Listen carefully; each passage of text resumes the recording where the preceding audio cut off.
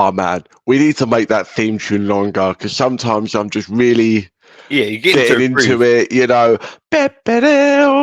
and then it's just no. Here we go. No more theme tune for you. We're confiscating it. I have spoken to George about like collaborating on a longer one. So I even said to her, it's like, you want to like get Necromorph and do a whole thing? Like, I'm all about it. Because some of the shows, these guys, them guys, mate, every time with the camera, them guys, absolutely. Because some of the shows that I listen to, they definitely have like a more like hard rocking, like wrestling kind of flavor, you know, like intro music or whatever, like whatever, you know, and I'm just like, and then there's ours just you know, so I'm just like, maybe we'll revise that and maybe we'll get something cooking. Happy birthday to George, by the way. He couldn't be here with us because he is in fact now too old. He's not allowed to be on the show anymore. This is a 35 and under club. Hang on, are you in the club? Are you all right? Because you're like close to me. Yeah, no, I'll be 35 this year in October. Okay, sweet. I knew it was October. It's like shit. Maybe he's already past the mark, and I've just excluded himself. Just like that's it. Get out. Because you know we run a hard ship round here. But yeah, no. Joyful creation period. As I always like to say to people, if you're wondering why I say that, it's because I got so tired of saying happy birthday to people. So I literally went on like an internet thesaurus. So it was like, what's a good synonym for each of the words? It's like joyful creation period. That's what I say to everyone now. Keeps it creation period. Keeps it fun. Keeps it fun. Happy another trip round the moon to all you flat earthers or whatever it is you do. So yeah, I'm excited though, McManus. As much as like I'm sad that he's not here. I mean, he's probably feeling pretty sad right now. He had a pretty bad, hectic night. Good hectic night, but you know, once you get that 35. Once you get that 35, you can't wake up like you used to. You know what I mean? Well, apparently he was out with a certain hobbit or.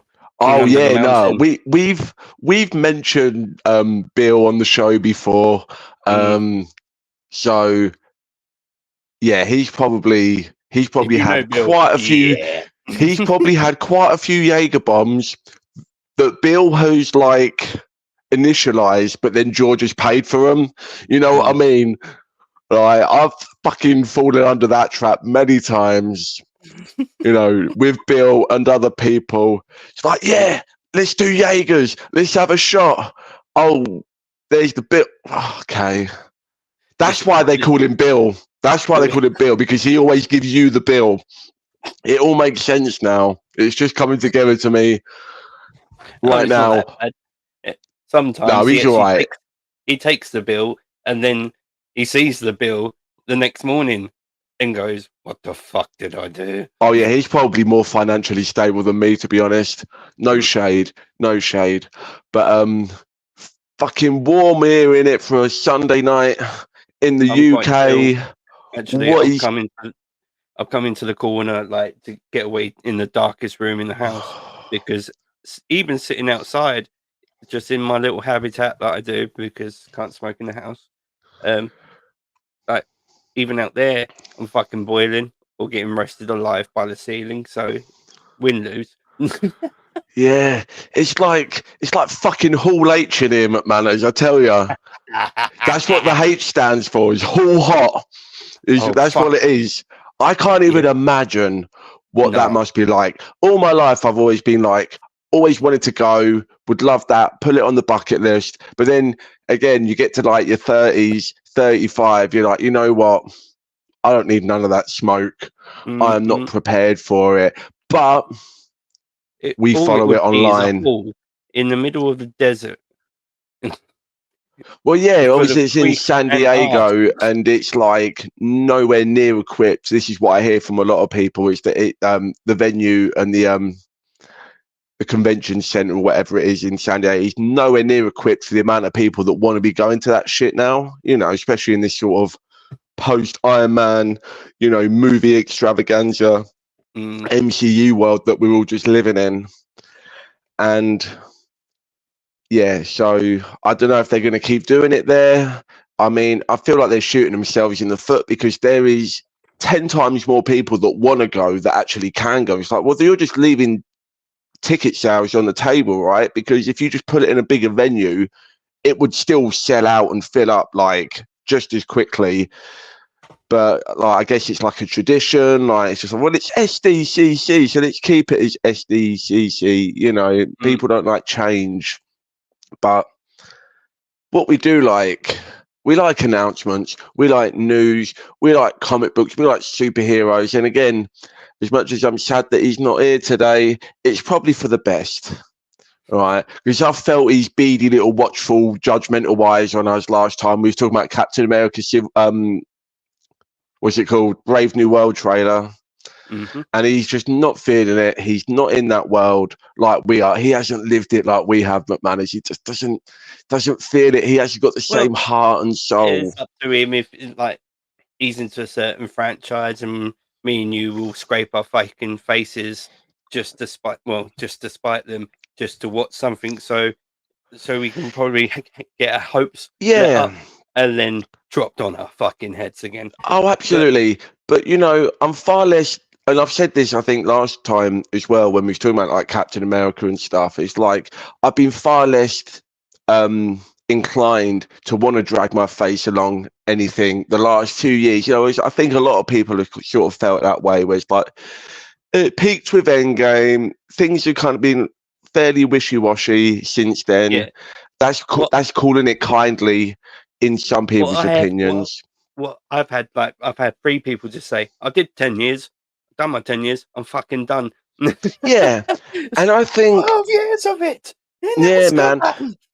Like, and I get it. Like, I see, like, it was a pretty solid 10-year run for the most part. You know, a couple weren't as great or whatever, and not everything played out as well as it could have done. But it was a pretty solid 10-year run, and if that's all we have, you know, Iron Man 2 Endgame, I guess 11 years really. But if all we ever had was Iron Man 2 Endgame, I'd say that was pretty fucking solid, pretty stellar accomplishment, and, you know, a valid sort of return on like your time and investment. You know what I mean? But that's not to say that like there's not still fun to be had, and every now and then something will come along, you know, like a Deadpool Wolverine, which we're going to talk about a little bit later on. We're going to get into spoilers for that. We've been itching to talk about spoilers for that, as I'm sure a lot of people are. You know, every now and then you'll get something that will reignite a little bit of that hope, a little bit of that flame, that desire, you know. And sometimes it's not going to pay off. Sometimes it will. But it's nice to have that, you know, that anticipation and sort of excitement every now and then. I don't need it as much now. Post 35, my heart can't always take it, all right? But, you know, so it's not as important to me now as, you know, as it was once upon a time. But, you know, it's fun to dip your toe in, and it's nice and wholesome. There's nothing wrong with getting excited about things, even in your later years, you know? No. Shit, but first... I still get excited about fucking comics being announced. And then there's new ones that just like, oh. Yeah, I don't follow a lot of like comics, like current stuff. A lot of the stuff that is on my like read list is more like stuff from when I was in my prime of reading that I sort of missed or whatever. And now it's like now because I've got a tablet, I've got digital, I'm able to like catch up on things that I didn't, you know, get round to the first time. It kind of all went off like a tree, like when like we started, we're like literally getting into the heavy stuff and shit that actually drawn us into the comics, and then we followed that trail down, and then Nose ended, and then it goes somewhere else, and then I think I dot somewhere around after fucking Avengers versus X-Men. That's it. And yeah, so now and then, if I see something that grabs my eye, or it's that the cover's got to be good, or I've heard about it, that Carnage being a god or some shit like that. And, I heard about that when stuff. Noel came into that, I was intrigued, so I had to find that. Yeah, I fell off about the same time actually. Like Avengers versus X-Men was just like getting started as I was kind of like coming down and sort of slowing down, you know. And when there's movies and, you know, a whole other world of stuff, you know, like music and like a lot of interest, you know, as you start getting older, you start looking at certain people differently, you start looking at certain things differently, your horizons be expanding. And, you know, there's too much stuff to get. It's not that I lost interest. It's just, you know, my interest was kind of my eyes. My eyes are bigger than my belly, McManus, you know, definitely. There's a lot of that. And obviously my eyes and my belly can be so big. My wallet is always going to be smaller. So that obviously plays a factor. And yeah, so I don't, every now and then, like, I'll hear about like a newer like comic book run, like we talked about on the show months ago when they did the Teenage Mutant Ninja Turtles, did the Last Ronin. You know, every now and then something will pop up. There was a really cool sort of more, I don't want to say indie, but it was probably like Image, or, you know, it's not that indie, but what is it called? The Nice House on the Lake, or what's the one about that? There's one that's like a Friday the 13th sort of parody. Oh damn, what is that one called? I'll send you the link later. But every now and then, like, I get caught onto something, but for the most part, haven't been as hot on it as I maybe once would have been. But talking about like Avengers versus X-Men, a lot of people thought this weekend we were going to get Avengers versus X-Men as an announcement at Comic-Con, and I had my own predictions. You know, none of them matter because none of them were predicted or were announced by anyone of note. Unfortunately, they kept it fairly safe and for light for the most part, other than like one big announcement that everyone's talking about, which we all get to. But they very specifically come out, Marvel, and said we've got 3 movies in the pipeline. Those are the ones that we're going to talk about. We're going to stick to that, and that's pretty much it. And I think a lot of that is probably because there's been times over the last like maybe 4 or 5 years where they've announced a shit ton. Like, here's phase 4 and 5.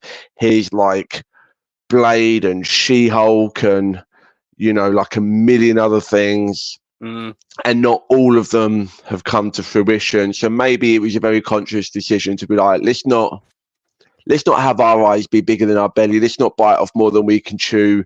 Maybe people are getting a bit too overwhelmed with, you know, what is and what isn't happening or whatever with the MCU. So maybe it was a good idea to kind of just, all right, 3 movies.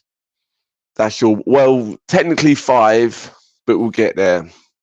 It does seem like we might do this, or we might do this. You might get this if you behave. I'm like, what the fuck? Well, I think it was it must have been 2015. I think it was 2014 or 2015. It was either the Comic-Con panel or it was one of Marvel's like own events that they did where they announced like, here's all of phase 2 and phase 3, and it was like Civil War, you know, Infinity War, Black Panther, all like, I think it was called Infinity War Part 2 back then, and obviously that changed. But they announced like a big old fucking chunk, and obviously those are those are the golden years that we were talking about. And I think ever since then, they're like, oh, well, the announcements have got to be bigger and bigger and bigger. And I think it was like 2018 or 2019. It was like, here's phase 4 and 5. And it's not only movies, it's TV shows. And it was it was an Excel spreadsheet, mate. It was just like beyond ridiculous. You know? I remember seeing that. I think it's not the first one. The first one, when you see it, like the timeline of what they're going to bring out, broke everyone's fucking minds, because it's just, okay, yeah, we're up for this. Second one was fucking what? And it was so many of them, and you just, over time, you just watched them all blip off, most of them. But they just got wiped off because they started dropping, and I think that's more damaging to the brand than announcing stuff is helpful to the brand. But Manage, do you want to throw up the Deadpool and Wolverine thing just so he's something in the background? I should have sent more images for this, but I didn't even put them together. I was so excited. So excited, but just as long as we've got something, that's fine. Looks like Wolverine's giving your head some sloppy toppy. That's good stuff. I like that. That's my bad. I should have sent some images for the whole thing, but I was just too busy, like looking at all this stuff and like thinking about all this stuff. So, first of all, Captain America: Brave New World, which is the next movie on the docket. I believe that's February of next year. Which is a safe release date for it. You know, it's a new Cap. You know, maybe not like just go straight for the June, July, or May, or one of the big release spots. Plus, they've got 3 movies, maybe 4 coming out next year, because obviously there's been strikes and stuff, and everything's been held up. So get one out nice and early, February, because you don't want January. That's too much, because it's like, shit movies come out in January. Nobody likes January movies anymore. Not the cool crowd to be in, and obviously it's Sam Wilson as Cap, so it's like Black History Month as well, so that probably played a little bit of a part into it, which is cool. I've just got to say, the first, when I saw the trailer, like, I was invested, because like it's Ezekiel, is it Ezekiel? The other super soldier. He's old as shit now. Oh, what? No, oh damn it, what's his name? Isaiah Bradley. Yeah. There we go. I got it. And then his grandkid is Elijah Bradley. That's probably where you're getting mixed up. I loved his fucking character. I really did, in fucking Falcon and Winter Soldier. I love that show. In this movie, to see this movie, like he's in this movie and he's like, bang, out the window, gone. Like, yeah, man. Like, I mean, part of it does make me worry, because it seems to be like a lot of the times where they've tried to do stuff, it's like, we're going to set something up in a TV show and then pay it off in a movie. A lot of the time that doesn't always work out, because not everyone's watching all the shows on Disney Plus. I mean, look at how well the Marvels did, and 2/3 of that movie was reliant on you having watched WandaVision and Miss Marvel, and it was the lowest box office of any Marvel MCU movie ever. And that's not the only reason. I'm sure, like, just sort of the general climate, and maybe it's a little bit of an undercooked script as well. I like the movie just fine, but that stuff doesn't always work out, so I'm a little bit worried about that. But and again, we'll get to this later, I think Deadpool and Wolverine did a good job of like throwing in some stuff that you might have missed in like an offhanded fashion. Obviously it's different because it's like a comedy and it's all meta and stuff, but I think it shows that they're like aware that that is a problem, which I think is good. The fact that they've delayed Captain America 4 as well, they've done a whole lot of reshoots, so clearly they've acknowledged that like, not everything is landing and working out as well as we want it to. But yeah, I love Falcon and the Winter Soldier. I thought it was great. It was probably, I would say, probably my second favourite MCU show. I thought WandaVision is still probably the gold standard. Yeah, and I'd say I'll always say that show will make me sad forever. So good, man. It's so good. And I don't care what anyone says about the ending of that show, right? People are like, oh, well, it's just, they just fly around shooting lasers. It's like, yeah, but they built up to it, you know, like they laid so much groundwork that you was invested in the characters, and that, you know, it's not like the whole show was just flying around shooting lasers. Like they gave you this weird, you know, super fucking crazy, you know, retro sitcom twist and love story and sitcom thing. And then they hit you with the lasers, and I thought that paid off really well. Like, and I think that was good. And then obviously Falcon and Winter Soldier was much more the boots on the ground Winter Soldier kind of vibe, where it's more like the political thriller aspect of it. And it seems like obviously that's exactly what they're going for with Brave New World. Obviously, this time they do have a Hulk, a Red Hulk, which is pretty wild and out there. I'm not sure. I never thought we was ever going to see Red Hulk, man, because I just feel like if you're not a comic book guy or person, you're just like, what, a red one? Like, that's just fucking stupid. Like, it's just really stupid. But obviously, the way that it was played out in the comics, Jeff Loeb and Ed McGuinness, by the way, fantastic artwork. Love that run. Was really cool, like the whole mystery and the political angle to it and stuff. And obviously, not where you would expect that character to show up in a Captain America movie, but like, yeah, fuck it. Fuck it. It's not like Sam Wilson. I love Sam Wilson. I love the Falcon. I love him as Cap. It's not like he's well known for his fucking amazing roster of villains now, is it? So, you know, give him a Red Hulk. I'm sorry, Sam, but that is what it is. And so they brought out the cast. Harrison Ford comes out.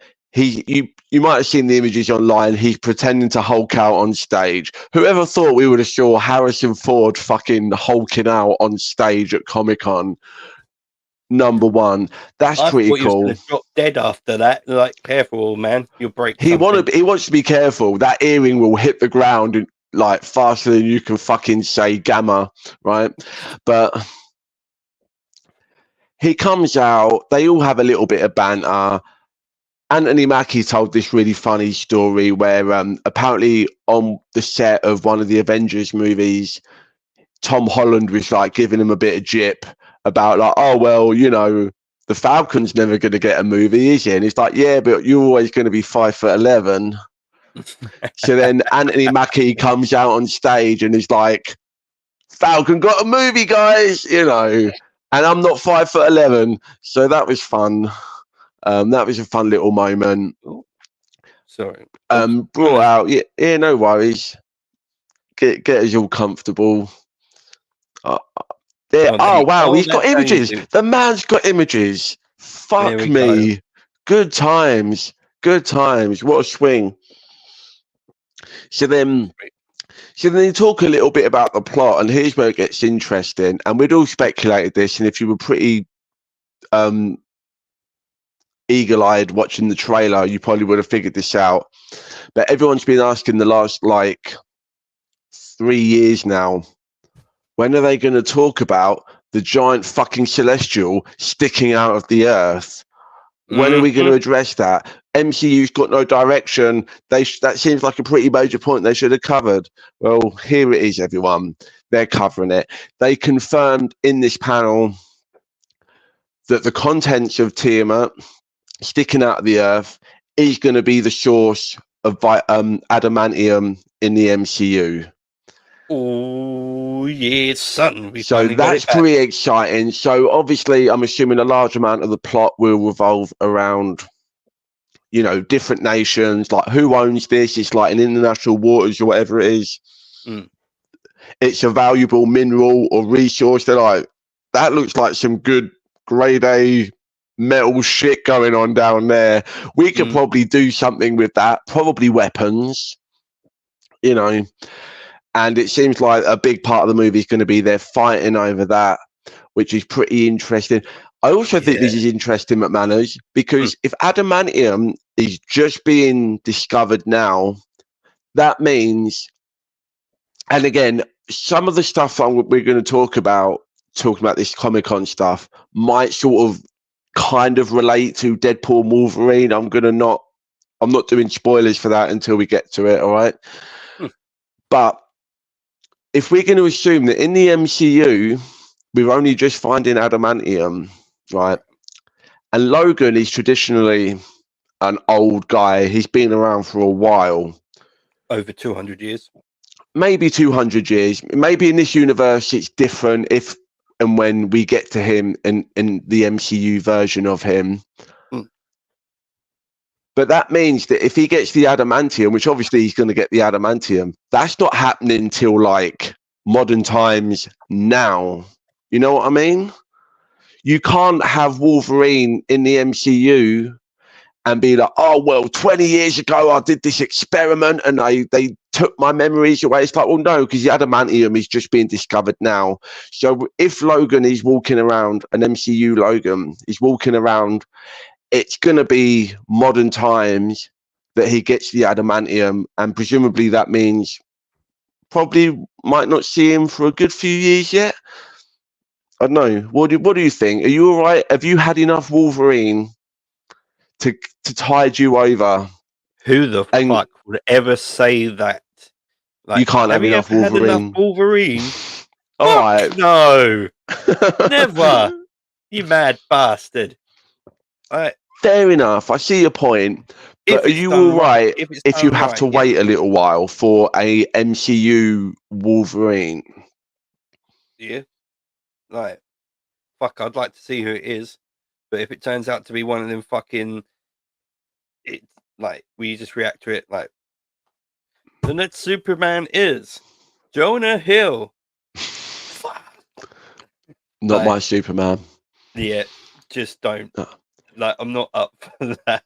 I'm okay. Like, I think like build up to him. What my worry is like, because Wolverine and Deadpool is done so well, box office wise, it's only been 3 days and it's already made like 200 plus million, and that's as an R-rated movie. Is that they're going to look at that and they're going to be like, oh well, Wolverine equals money, obviously, like it usually always has. So now we want to like have more Wolverine. I think a little break from Wolverine would be amazing. I think you get to Avengers, you get to Secret Wars, you let all the current storylines play out, then you introduce the X-Men, and then you slowly get back to another Wolverine.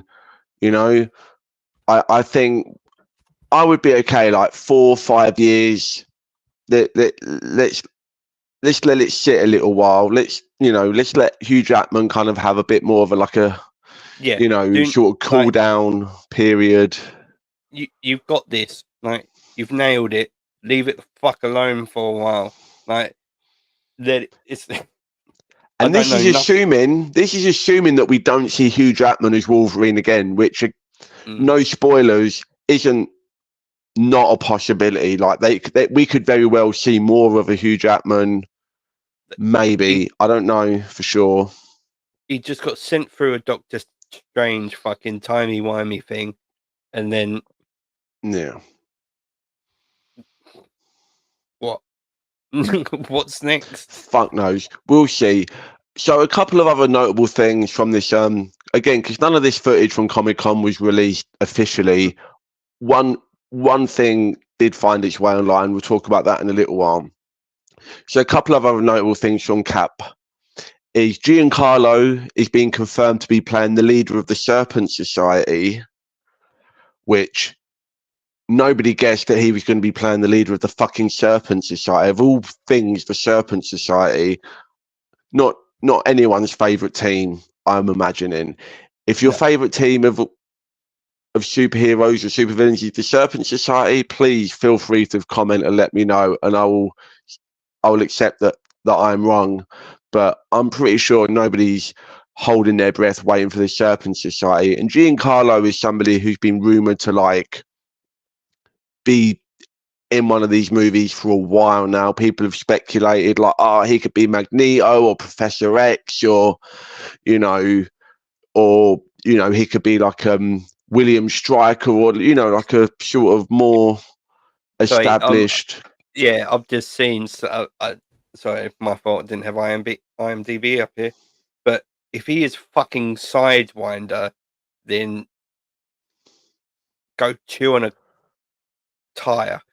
See, I have mixed feelings on it, because on one hand, I'm like, oh, that does feel like a bit of a waste. I was really in the camp of, I wanted to see Giancarlo play Professor X. I thought he always plays a villain. It would have been cool for him to be like this really like subdued, like super powerful, but like really reserved, like intense, like leader hero type.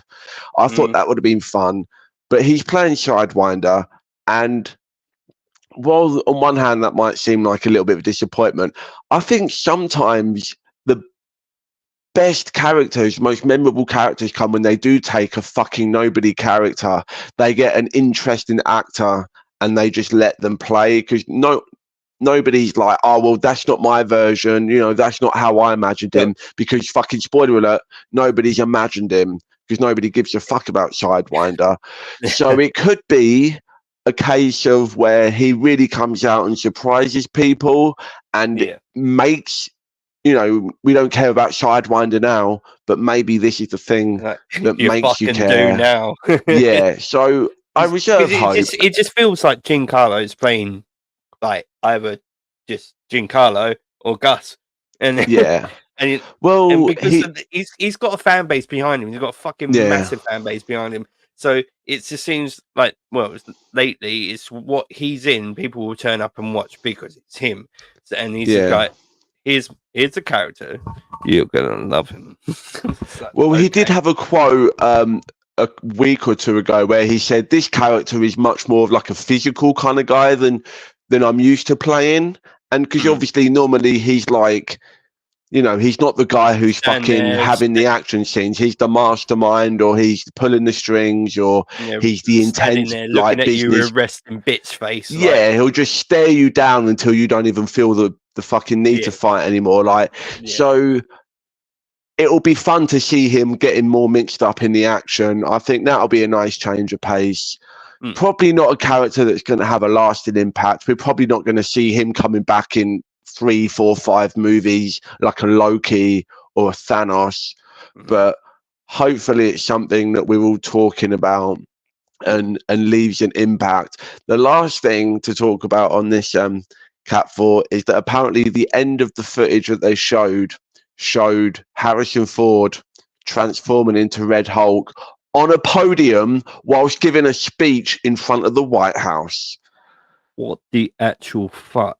So it's not going to be, whereas I said earlier, like in the comics, the whole Red Hulk is like much more of like a mystery, like who's the Red Hulk, like what's going on. It seems like in this movie, he's going to be out loud and proud. It's going to be like everyone's going to see the fucking president, which Harrison Ford or Thaddeus Ross is presumably going to be the president in this movie.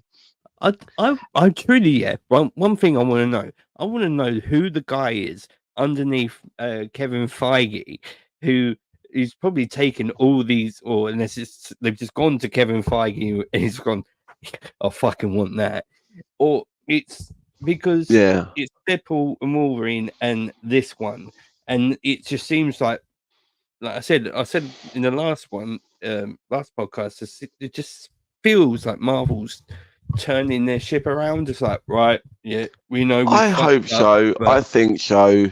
And I don't know what kind of team. I'm not familiar with like the corporate structure of Marvel right now. But obviously, when the first X-Men movies were being made, Kevin Feige was like a production assistant or something. He was like getting coffee for Avi Arad. Yeah, putting his nose in where all the pies, just trying to sneak in. What's the rule of the business? How's this going? And he was watching because obviously Avi Arad was like the head of like Marvel movie whatever they were called, because it wasn't MCU or Marvel Studios at that point. But Avi Arad was the head of like Marvel Entertainment or whatever it was, right? And he was obviously responsible. He's the main producer on the X-Men, the Spider-Man, and he still works pretty closely, I think, with the Sony team over at Spider-Man. Don't laugh. I'm sure it's going to be fine. But so obviously Kevin Feige came up watching all that stuff. Kevin Feige has said on like multiple times that he was the guy who was like sneaking comics to the cast of the X-Men movies because they weren't allowed to have comics on the set or whatever. So hopefully there's now a guy, or you know, several people who are working underneath him, like what you say, who are now watching them, you know, watching all the good stuff that he's doing, but also maybe like taking notes when he does make mistakes and when he does fuck it up, and that presumably somebody will take over at some point. Because I would imagine that Kevin Feige, he's probably going to be done after Secret Wars. You've got to imagine. At that point, it's like he's done 20 years nearly. Really I think he's done like after that.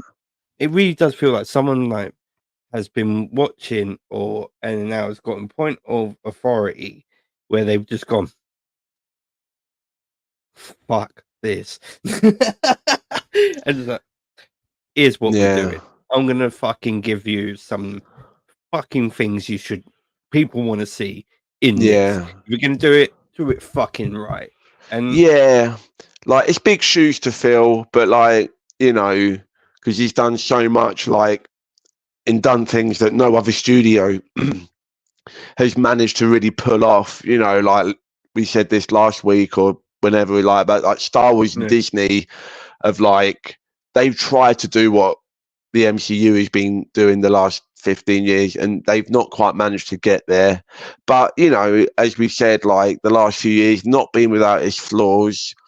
So hopefully, you know, things can always be built on, improved upon. Not to say that he hasn't earned his fucking, you know, all the respect in the world for Kevin Feige. Like we said at the beginning, like even if all you had was Iron Man to Endgame, that's more than enough to cement a legacy for like the history of Hollywood. Yeah, you know, that the bloke's a fucking legend for that. Like he literally bring all the shit we wanted, like not all of it, but he bring our comic books to life and strength. Here you go. Yeah, I mean, not everything. Like obviously you can't do like 70 years of comics, and but he's managed to like weave in a lot of the, you know, the highlights, I guess. And even especially when the old man was alive, he was there. Oh yeah. So he was like, this happens, this definitely happens. And even the stuff that like I thought wouldn't happen, like I said for years, I was like, as much as I want to see it, there is no way that they can ever make Civil War work. It's just like the movies and the comics are just so different.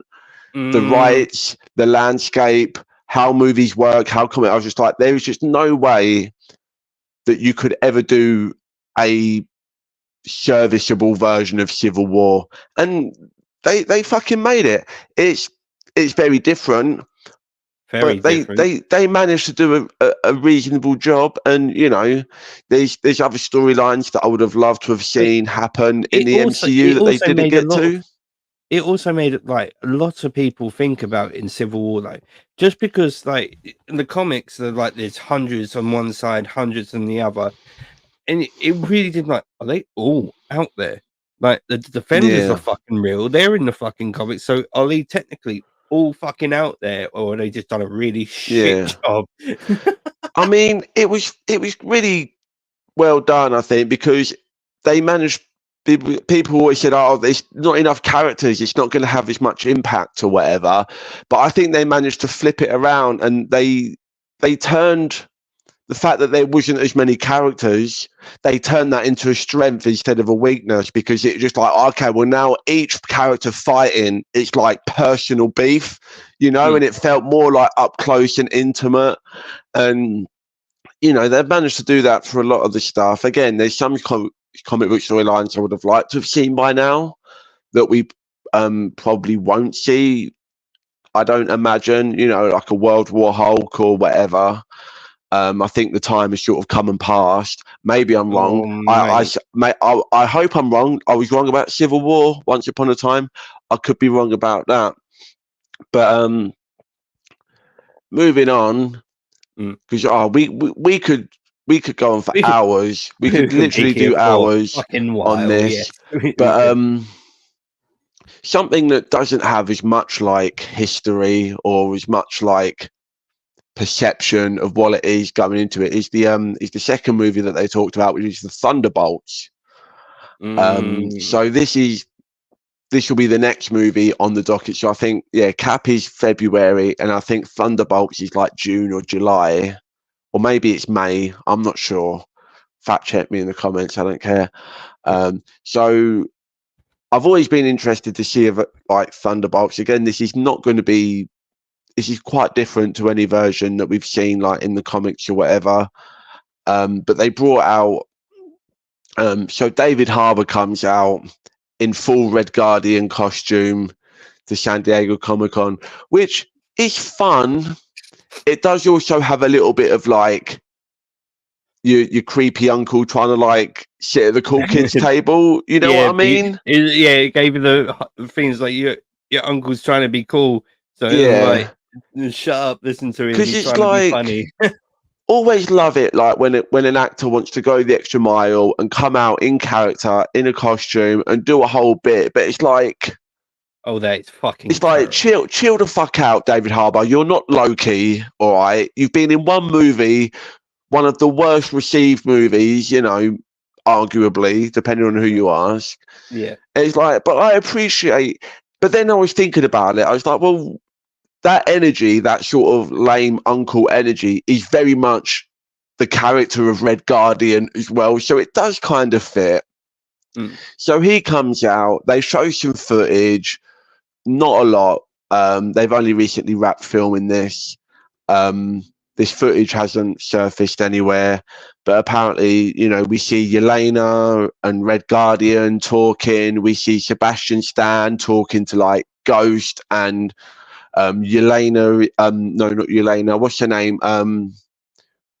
Valentina from Falcon and Winter Soldier, whatever her name is. She's talking to US Agent and Ghost, and then there's a couple of clips where we see a guy only referred to as Bob wearing a hospital gown. Now, that might not sound very exciting. Bob in a hospital gown sounds pretty fucking shit. But if you know your comics and you know who that is Bob Reynolds, Robert Reynolds, aka the Sentry. And if he's wearing a hospital gown, that means he's not very well. That means either psychologically or physically he's having some problems, and that means you want to be fucking worried. Run. No, don't just get out. Just go. Run. Sentry is so OP in the comics. He was a big focal point. He was a big focal point in the comics in like the mid 2000s. Played a big part in like the New Avengers and Civil War and World War Hulk and Siege, Secret Invasion, all around that era. The Sentry was just to interrupt you 1 point. second. Last Christmas, I actually asked for Siege for Christmas. Guess what one my mum brought me, even though this is my fault. She bought you one of like the random like tie-ins or spin-offs or something. Or did she buy you Siege by Terry Pratchett? Because I have that and that's fun. But completely the wrong thing. Yep, no, number 3. Like just the third copy. Like just one issue. Yep, like what do I do? Did you see the number on this? Where's the trade paperback? Where's the hardback omnibus edition? What am I supposed to do with this flippy floppy shit? Don't. She went into a whole thing of like, you weren't specific, you didn't tell me shit, so that's your own fucking fault. Mate, I've been in that position in my life before. It's like, well, if I'm too specific, you're gonna think I'm being like this fucking really like spoiled, narcissistic arsehole. So I'm just gonna like hope. I'm just gonna like give you a vague thing and then hope that you fucking take that and figure out how to best make me happy on my special day, because fuck everyone else now. But yeah, so Thunderbolts, man, I'm super excited for this. Again, it's not. There's some characters in this that have sort of been in the team on the comics over the years, but it's very much like a mishmash. It looks like it's sort of going to be the MCU version of like a Suicide Squad.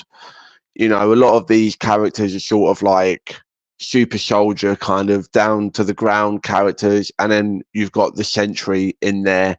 Can't wait to see what they do with that costume, how they're going to play that character, how everyone else is supposed to fucking fight that character. I'm pretty excited for Thunderbolts. Oh, there you go. Yeah, I mean, he's in the image there, and not all of these characters are in the movie. I don't know what image this is. This is just a JPEG, but yeah. Look at Red Hulk's face. Yeah, that's terrible. Red Hulk has been in the Thunderbolts. I'm actually reading at the moment. There's a run from like 7 or 8 years ago where there's a new Thunderbolts team, and it's Red Hulk, Punisher, Deadpool, Elektra, and maybe one or two others.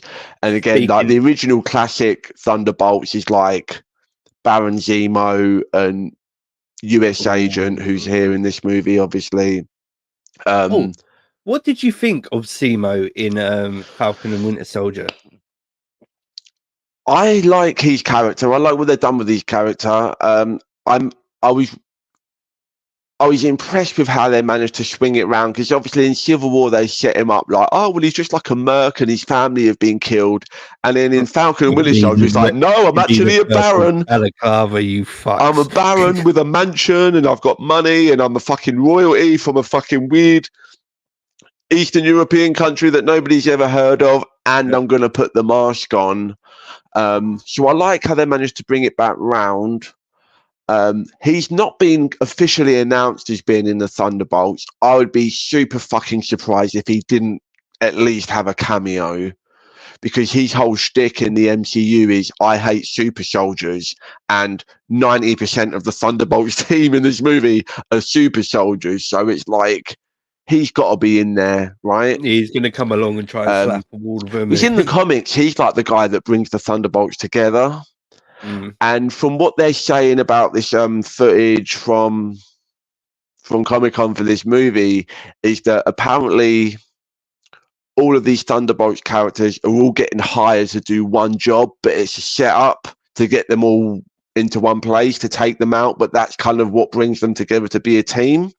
So I'm hoping that the one who's setting them all up is Baron Zemo, and then that almost makes it like the comics where he's sort of responsible for bringing the team together, but obviously this time it was an intentional kind of situation.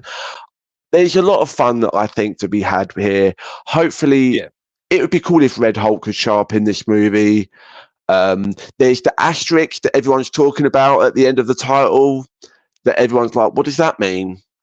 So it's like open, like they're going to change it. Have you noticed that? You got any theories on that?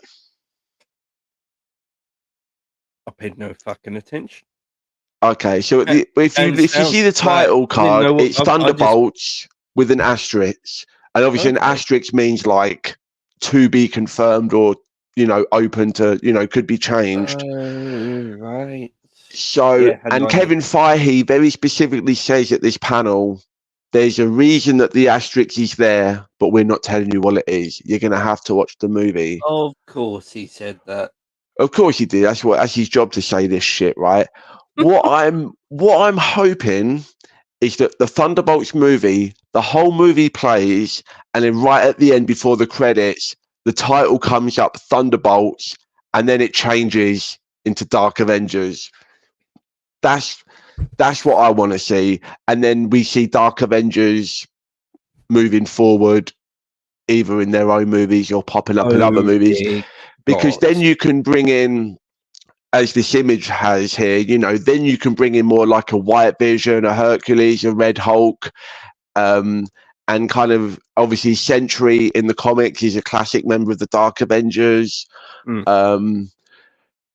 You know, I think there's some meat to be picked at there, and I've got to say also, like, if you've gone and seen Deadpool, Wolverine, like, there are some comics and some comic movies where you can, people will be like to see someone beaten to death, and then it goes the gore, the blood, the spines, the skulls, all that shit.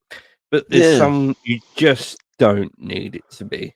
Like, if you know someone's going to come along and fuck you up, or it's a certain character, then let that certain character do his stick, because you just know it's coming. If you know, like, the Punisher's in something, you know someone's about to get fucking murdered. Just shot in the face out of nowhere. Yeah, no, you're absolutely right. Sometimes most of the time we don't want things to be predictable, but every now and then there's a satisfaction in just like, you just know, you could just rely that this certain person is probably going to do a certain thing, you know, like the same way that you can rely on Deadpool, he's probably going to start running his mouth and fuck up a situation right at the last minute when you think it's all kosher. Like the Punisher, you can't put the Punisher in a room. You know that if anyone on that room has a criminal record, they're not making it to the end of the scene. You know, there is satisfaction to be had, and that is part of the fun of putting, you know, like a Thunderbolts together, is that like they've all got such like wildly different politics, but sort of like really well defined like characters. You know, I think, I don't know, this might be controversial, but I think John Walker is one of the most interesting characters in the MCU right now. I think he is so fun. Was it Wyatt Russell played him so well in the Falcon Winter Soldier series. He's so compelling, like the psychology of like having to live up to this thing, but also being like unhinged and having like this kind of, you know, deranged sort of psychopathic streak in you, and, you know, sort of the allegory for like how, you know, like the US military like just juices up these fucking people and then just lets them fucking go off the rails, like, but expects them to be the ones holding up a higher standard, but putting more pressure on them that turns them fucking, you know, off the rails. Like, I think that whole thing is so interesting. Yelena, I wasn't sold on her in Black Widow. I thought she was really well done in Hawkeye. Yeah, she's so funny. It's trying to have a fight with her. Like, what are you doing? Yeah, thank you. You're my friend. I really liked like the emotion, like the vengeance and the emotion and the pathos, but also like the funny character things where she's like into eating spicy food and whatever. Like, I thought, loved all that.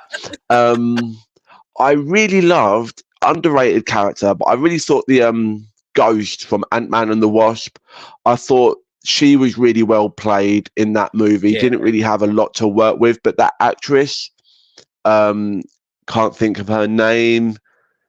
It's like Jodie Carmen Ryder something. I don't know.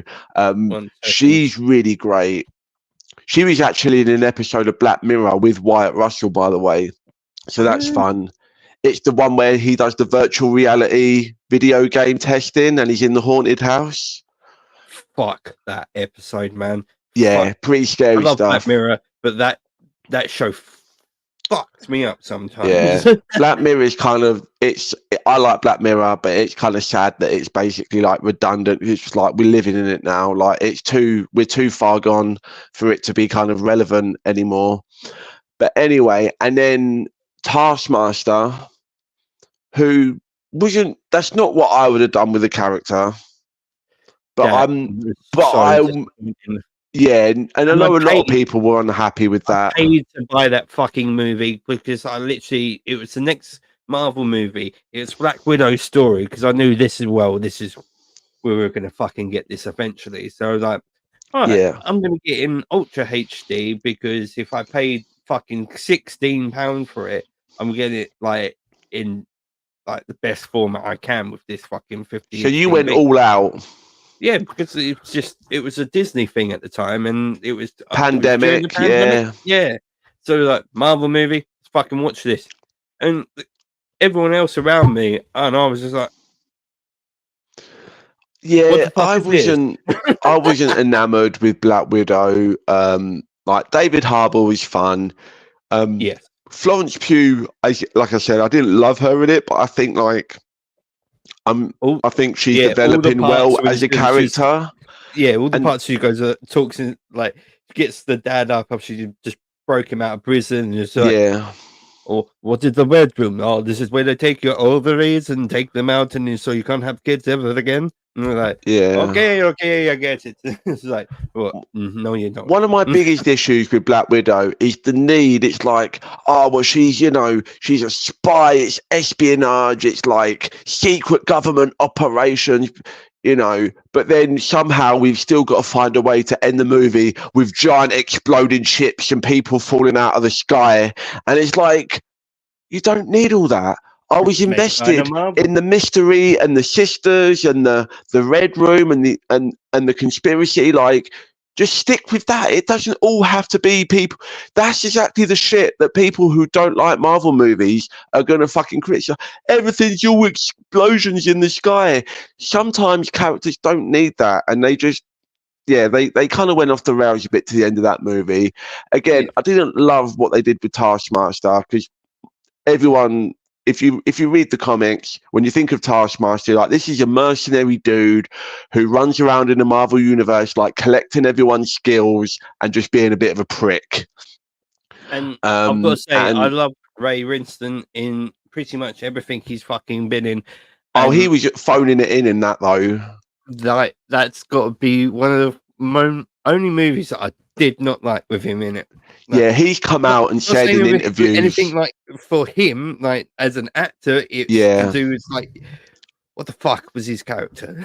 He said since in interviews, it's like, I don't know what I was doing, I just showed up and whatever. It's like, yeah, you can tell, mate. You can tell. You were just there for the money. Whatever. Do you? That's fine.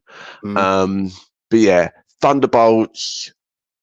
There's a lot of interesting pieces coming together, and my favourite movies, the ones that I get excited for more, is where it's teams of characters that I don't really know about, or have less kind of like of an established presence sort of in the pop culture zeitgeist, because like I said, earlier on, when you've got characters like that and you've got really cool, interesting actors in those roles, and they can have a bit more freedom, you can do some interpretation, and then you've got several of them, throw them all in a hot pot, and just watch what kind of stew, starts to brew or whatever.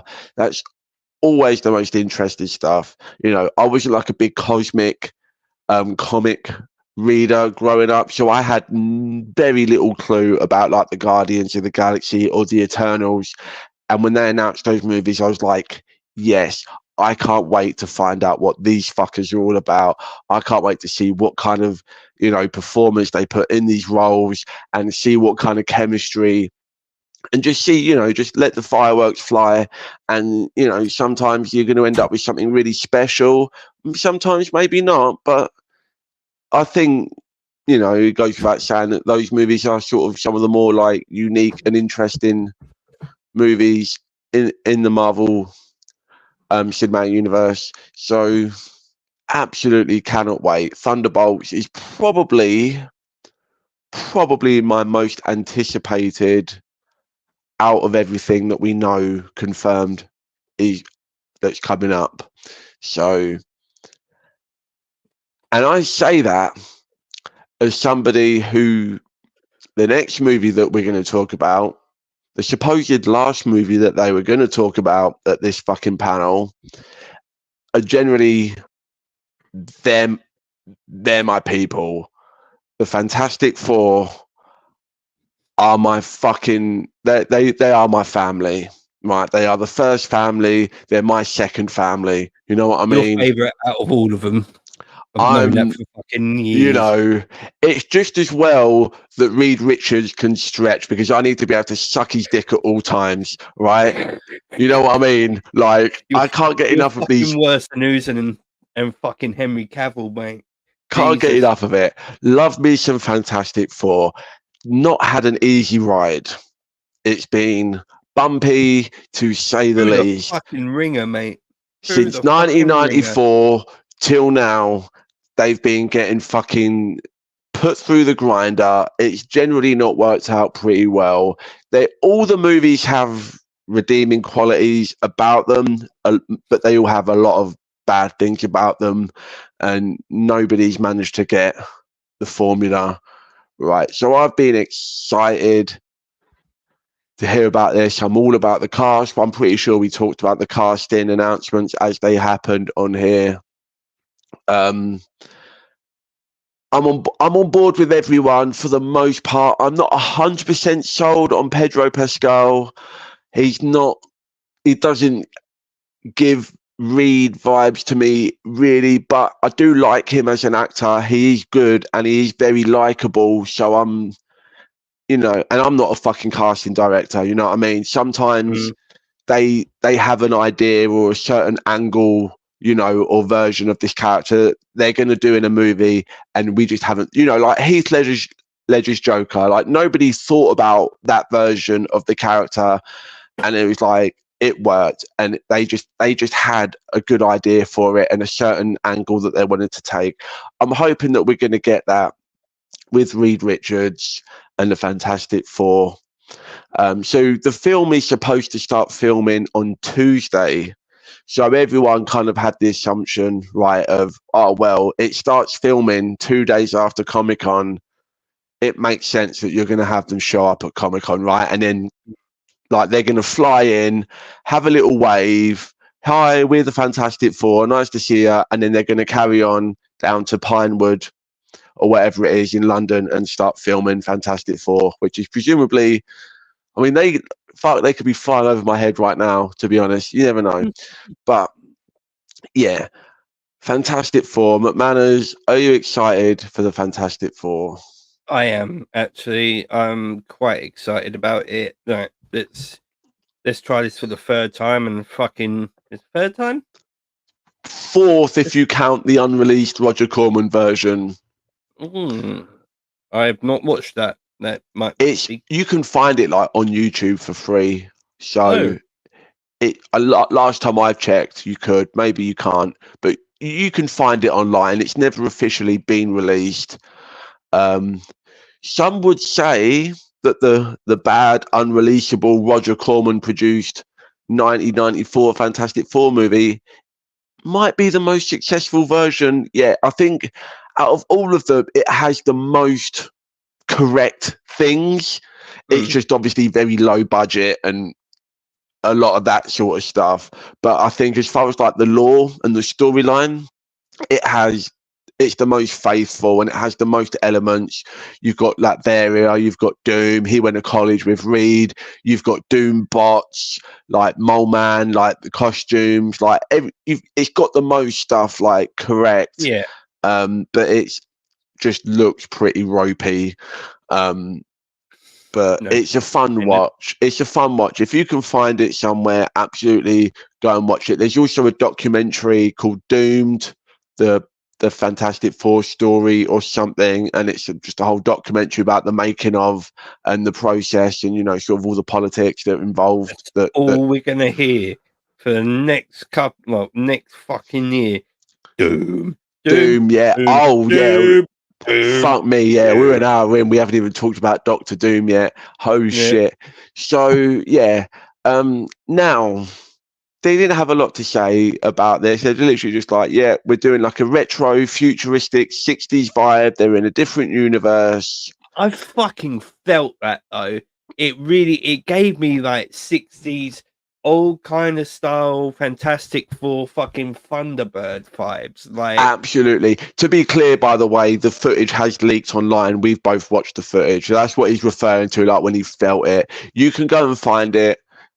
maybe like Twitter or Reddit or YouTube, like it's out there. You can find the footage. It's like a 2-minute like tester teaser reel for the that kind of just gives you the vibe of this movie. And yeah, you're right. It reminds me of, it's got like a little bit the Incredibles vibe to it. Yes, it reminds me a little bit of Tomorrowland. Yeah, which isn't a great movie, but it's a cool vibe. I like the movie, but this is me. I like ridiculously shit movies. Yeah. They've also announced Michael Giacchino is doing the score, who also did the score for The Incredibles.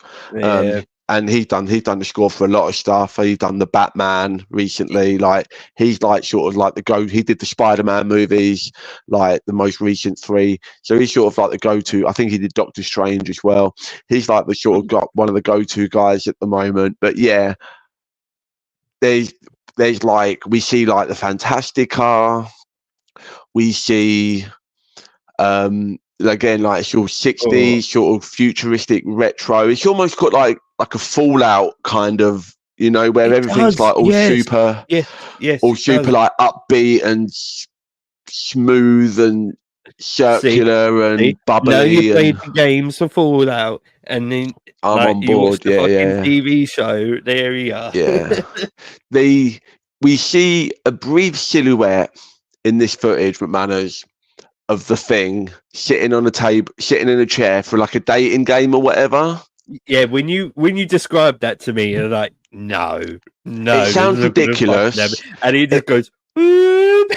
Sounds ridiculous, but in the context of like the tone that it looks like this movie's going to have, it does work. And I'll tell you what, this silhouette, I zoomed in so much on this fucking silhouette because you know what I want to know, McManus. Does the Thing have the eyebrows? Because every other version that we've had, I mean, apart from the Roger Corman version, which did have it, but again, it looks awful. Like it's very much a guy in a suit. No, haven't they? They've just been around Brock. He's just been like in the 2003 version, he's just like super smooth, and then in the Fan 4-stick version, he's just like super big and bulky, which is fine. Miserable, morose, like clobbering time, killing military, dudes or whatever he's doing, right? I think, it's hard to tell. I think we've got the eyebrows. I think we're getting the eyebrows. And I know it shouldn't matter. I know it shouldn't be a big point of contention, but I've never been so excited for eyebrows in my life. Don't get. When it comes to this shit, and when you've when you've read a comic book and you want something to be that way, it's always comes down to it's the little things that matter. And little things, as you've noticed, well, as you can tell, what's happened in this last week, little things fucking matter, and little things get you money. So stop being dickheads and do. Yeah, like I love it. I don't mind a change. Like again, like a Heath Ledger Joker. Like sometimes that stuff works, but obviously you're not going to make him have blue hair. You know what I mean? There are certain things that it's like you can do whatever you want. Okay, I don't care if the Thing is like a black trans woman or whatever you want to do.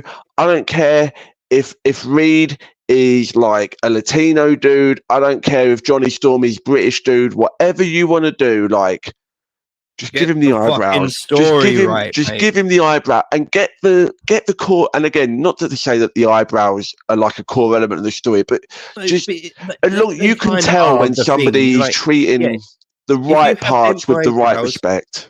If you have them eyebrows on Ben Grimm, that's Ben fucking Grimm. You like hundreds of thousands of people. If you've seen the comic books, you've seen the old school ones, you like the art, that is Ben fucking Grimm. Simple. And they have the Fantastic Car, and we're getting Galactus. We are getting no Cloud, no bullshit, no fucks given, full on. He's not an hungry, famished anymore. Fucking Galactus. I am so ready for a real Galactus. I never thought it would work. And then the Eternals came out and we saw some big motherfuckers in Eternals. And I'm like, yes, Galactus can work. and we're getting Galactus. When he and Silver Surfer, I'm excited again. They're going to make some changes with that character. I don't care. I'm all about it. Just it feels like they're really holding on to like the core, the heart of what makes these characters work. And you know, the other stuff is just window dressing. You know, I said Galactus in your window dressing. When I saw Ultron's not in any of this. Shut the fuck up. When I saw Galactus peer, like must be Galactus, obviously, when he peered through those windows, That's a real Reed. Where are you? Where the fuck are you, Reed? You fucked with me too many times. I can't wait. I just hope they make Reed really smart and really cool and really capable, because that's the other thing that they did wrong in the other ones.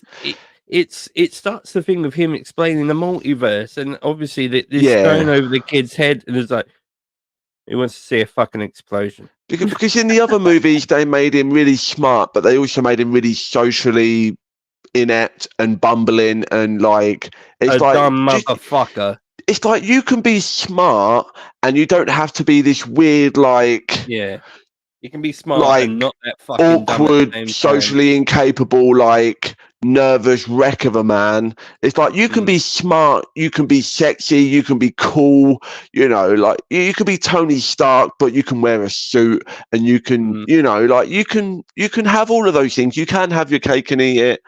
And by God, this is the 4th attempt of the Fantastic Four. If you don't get it right this time, that is it. That you never get. You only get one shot. As Eminem said, you get one shot. You only get in this case, you get 4 shots, but this is the last shot. All right, this is the last shot. This is the only one more that you're gonna get.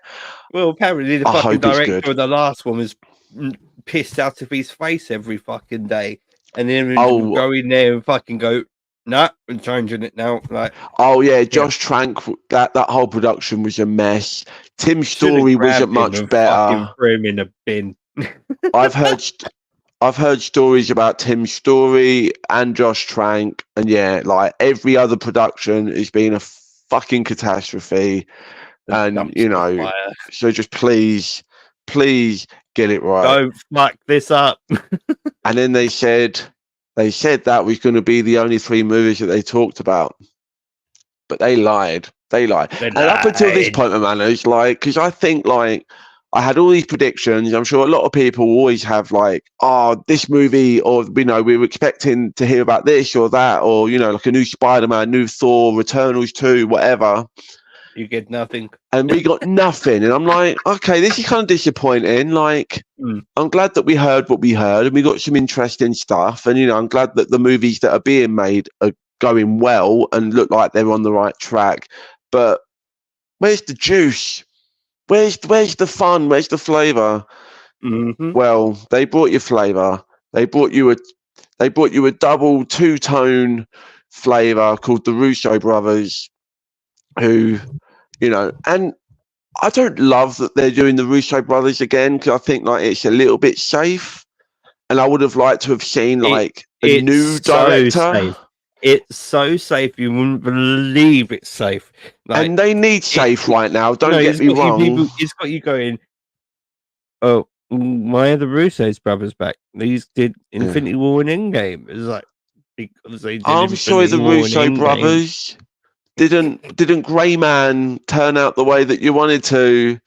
Did your Netflix deal not work out? Was the movie Cherry with Tom Holland not a fucking blockbuster hit? Like everything they've done since they've been with Marvel has been crap.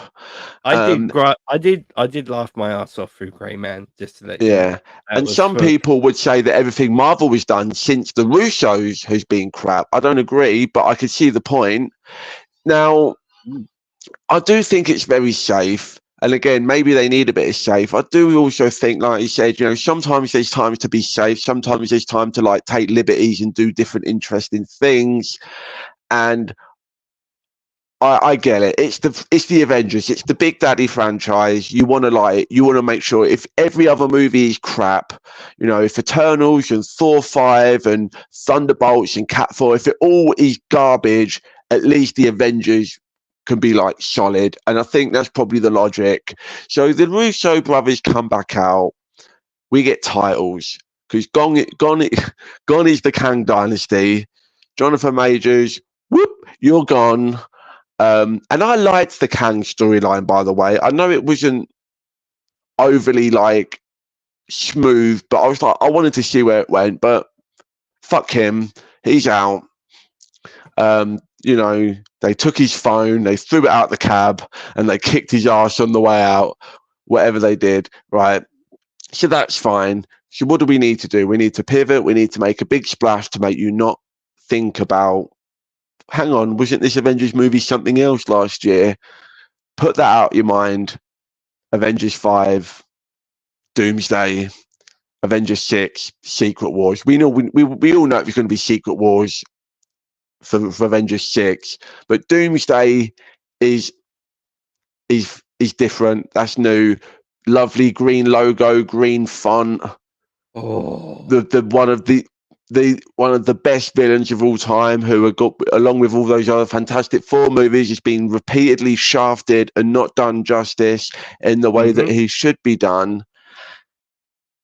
And maybe he still won't, because bollocks.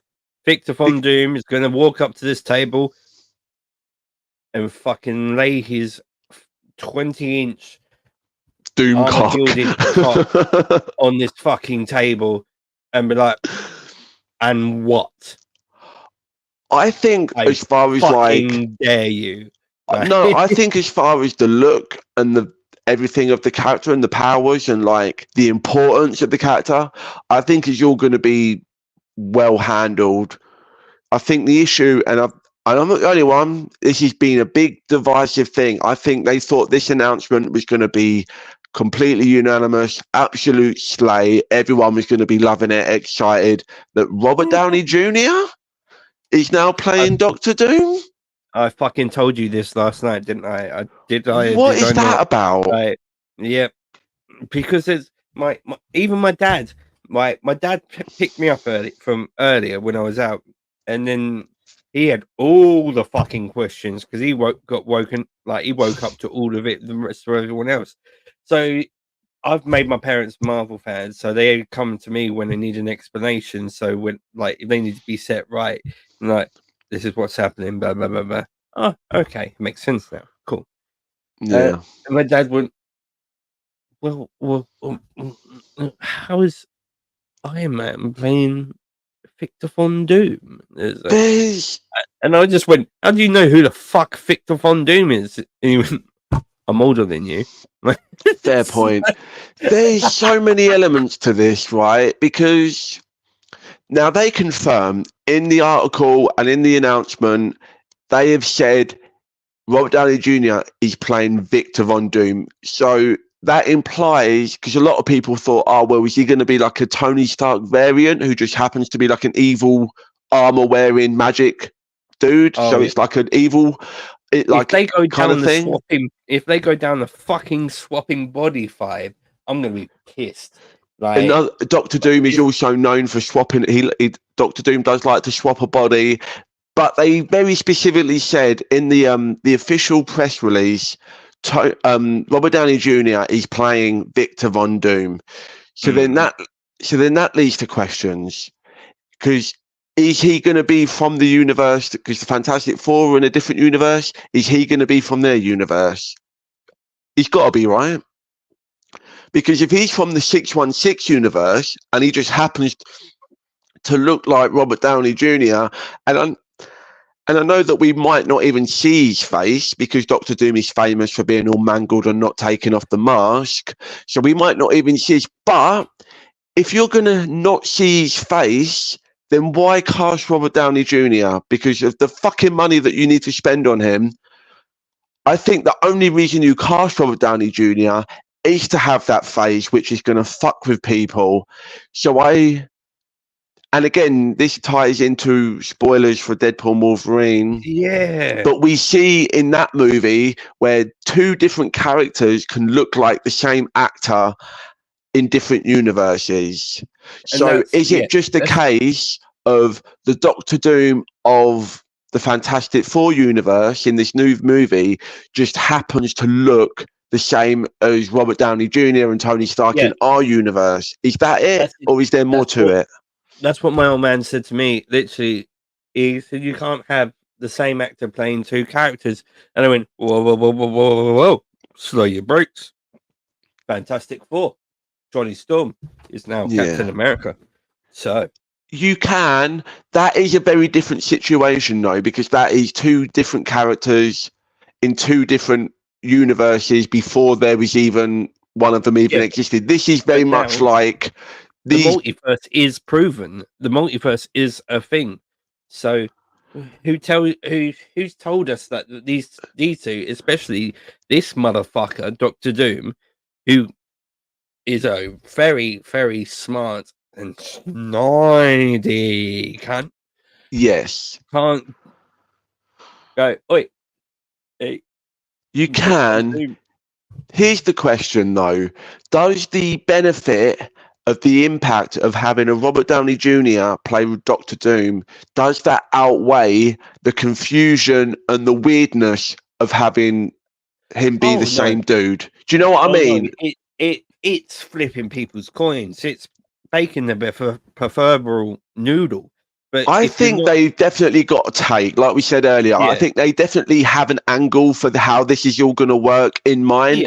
I think it's going to be a little bit of column A and a little bit of column B. I think he's very much going to be a separate character, but somehow the fact that he's Robert Downey Jr. is also going to be like part of the fuckery. I do think if you haven't been saturated like we have to these timey-wimey, like Jeremy Bearimy situations in the Marvel universe that it is, like, it's for normal people who don't get it, it's going to go over their fucking head.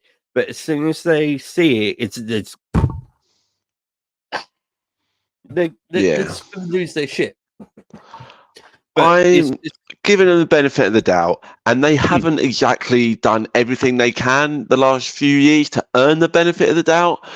But I think they must have known that this was going to, not everyone's going to be on board with this. And it's very much, if you go and look up articles and comments online, it's very split, divided. Like, some people are like, yeah, this is cool. He's going to be because he's the most arrogant, epic, smart, badass, it fits perfectly. And then other people but it's confusing because it's the same guy. Some people don't like all the multiverse timey-wimey shit. So I think they've got to be aware of that, and I trust that they've got an angle. Whether or not they can pull off the angle that they're trying to pull off is a different situation. But we're going to be getting him for presumably 3 movies, right? Because assuming he's going to be in Fantastic Four, he's going to be in Doomsday, and then Secret Wars.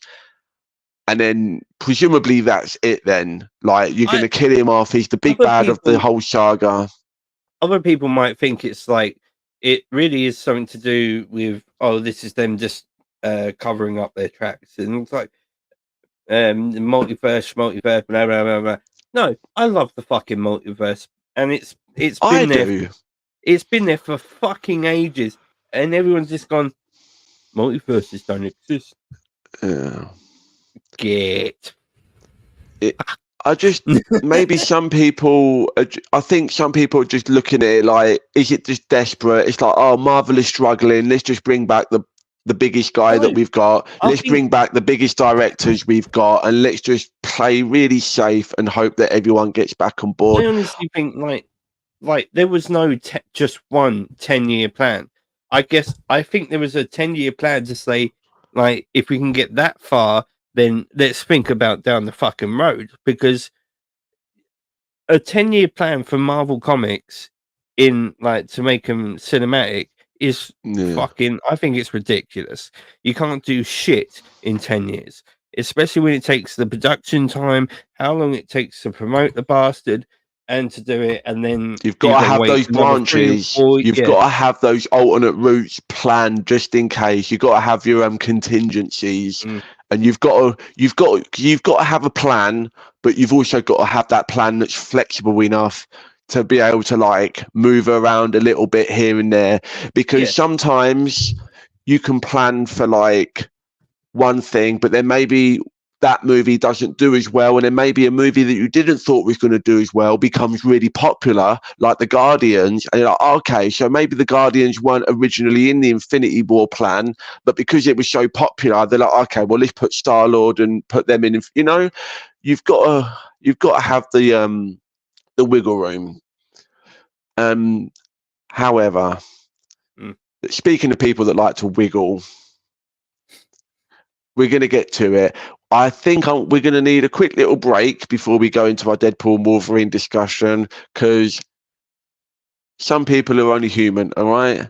And we got to get to it. So we're going to give you 10, 15, 20 seconds, and then we're going to go full Deadpool and Wolverine, and it's going to be a good old fun time, because we've been waiting a few days to talk about this. We've kept our discussions to a minimum, and we are going to get to it right after these messages from the sponsors that we do not have sponsor us.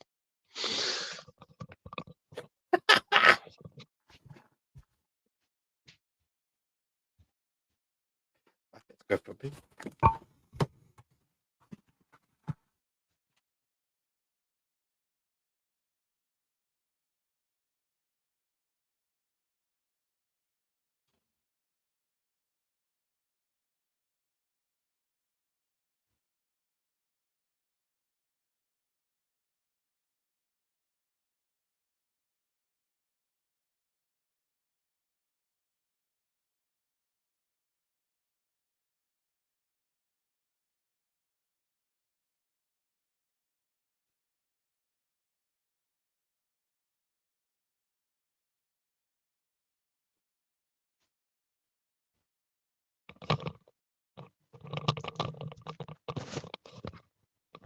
Did it work? Did we have sponsors? Did I leave for long enough for us to get picked up? You know, maybe like a Better Help or a Manscaped. You know, I'll take a Shoe Zone sponsorship. You know, I'm no snob, all right? I know which side my bread's buttered on. Oh, which side of my soles my shoes are buttered on? Is that a thing that we say? Sorry, don't butter your shoes, kids. Fucking Oculus. We are back and ready to talk about Deadpool and Wolverine. It's been a long time coming. Deadpool 2 came out in 2018, I think. Fucking hell, man. It's been a while. And since then, as they say in the movie, there's been deals, there's been mergers, there's been copyright issues, there's been all sorts of shenanigans going on. Leaks, both in my pants and outside of those pants. So, oh, come on, man, you set me up for that. You love it when I leak, don't lie. So, and as we said up top, you know, not as often these days that we or a lot of people don't always get as excited for these movies anymore. You know, I'm gonna shoot, baby. Very rarely does this stuff happen now. You know, like after an Endgame, like you get like a No Way Home, or you know, or something else like outside. You know, like a Dune 2, where like just these big old hype fests that people really get invested in, really get excited for, and hopefully they really like it. Maybe we don't. We'll see. So we're going to try and start off. We'll go like non-spoilers for a little while, and we'll just be general, and then we're just going to fucking balls in, right? How many days has it been now? I mean, it came out on Thursday, so it's been like 3 or 4 days it's been out. 4 days. Oh, God. We'll give them a week. Slight spoilers at the end. No, it's fine. Like a lot of channels have been doing like. I think Sunday, Monday is perfectly reasonable to people to start doing spoiler things. I was the worst at this for like a while ago when I wasn't my best person. I was like, throwing spoilers out left, right, and center. Like, you just fucking spoil the movie for me, motherfucker! Like, man. Yes, so I play Marvel Snap, right? I'm not great at it. I'm okay. I'm not great. And I thought it would be really. I didn't do this, by the way, but I had the idea. I thought, wouldn't it be really funny if I changed my username in Marvel Snap to Blind Owl Dies? You know, I just like whoever, just a random person like in the movie. I thought, wouldn't it be really funny if I just changed my name to a potentially fake spoiler for a movie just to piss off anyone that beat me at Marvel Snap? I didn't do it, but because I care. I want people to enjoy it. I'm glad that people were excited about this movie Blind again. Owl does not fucking die. Blind Owl. Okay, yeah, it's not a spoiler to say something that doesn't happen in the movie. That doesn't count. All right, Blind Owl's fine. Everybody, you think they're going to kill a disabled old black lady? Hell no, not with this woke mob culture. Get the fuck out of here, right? She's safe. If anyone's safe, Blind Owl be safe. All right. But anyway, so Hugh Jackman said he was done. Absolutely no more. I'm done. That is it. He said this like 2 other times as well, like after like X-Men 3 or X-Men Days of Future Past. Then Logan's like, I'm done. Not having it. He's not done. He's back one more time.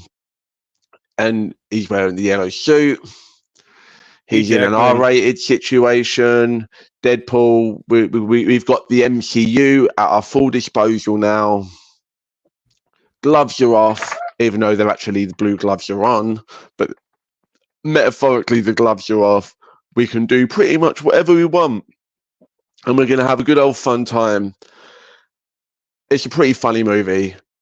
It's pretty funny. I mean, all the Deadpool movies have been consistently, you know, because there's nothing worse than a comedy. They're good at what they do, right? Basically, yeah. Because some genres of movies, like it's very like where you can have bad acting, bad writing, bad special effects, and you can still have a good movie.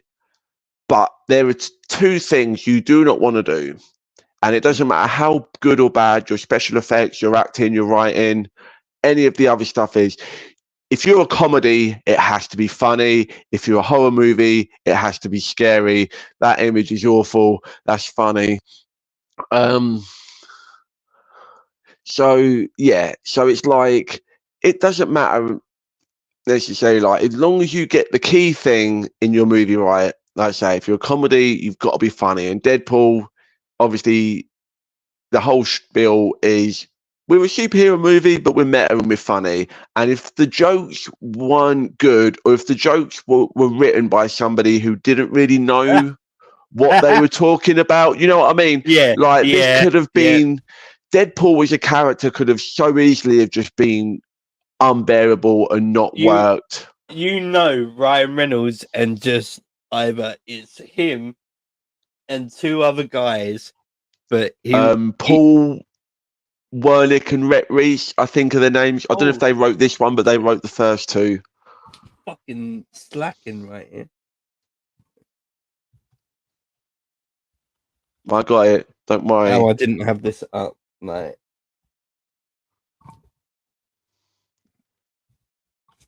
It's fine. Whatever you need up, we'll get it up. Don't worry about it. It's up. It's leaking. It's all red and yellow and ready for you. Not a fucking right. So yeah. So it's a fun time. It's a fun movie. It's proper. Rhett Reese and Paul. Paul Wernick. Yeah. What a there we go. last name. I nailed it. So, you know, and so you want laughs, you want blood, You want meta references. This movie absolutely delivers on all of that stuff, in spades. It's not slow. It doesn't lag. There's no boring, There is no boring in this. And it's like, if anything, I could have wanted more. But yeah, we'll get to that part. Could have done with. There's a few things I could have done with more of in this. I think maybe the runtime. I think the runtime is probably fine. The stuff that I probably wanted more of is probably more like spoiler area. I do think to go over to the negative side, I think the plot is fairly limp and weak. It's all over the fucking place. It sets it up reasonably well at the beginning, the concept of okay, well, your universe is dying, you're the one that's going to save it, and that's not exactly how it is, but that's kind of how it's presented, right? Yeah. And then for the most of the movie, we kind of forget about all of that, and then right at the end of the movie, it's like, oh, there's this big world-ending device, and if you don't stop it, nobody else can.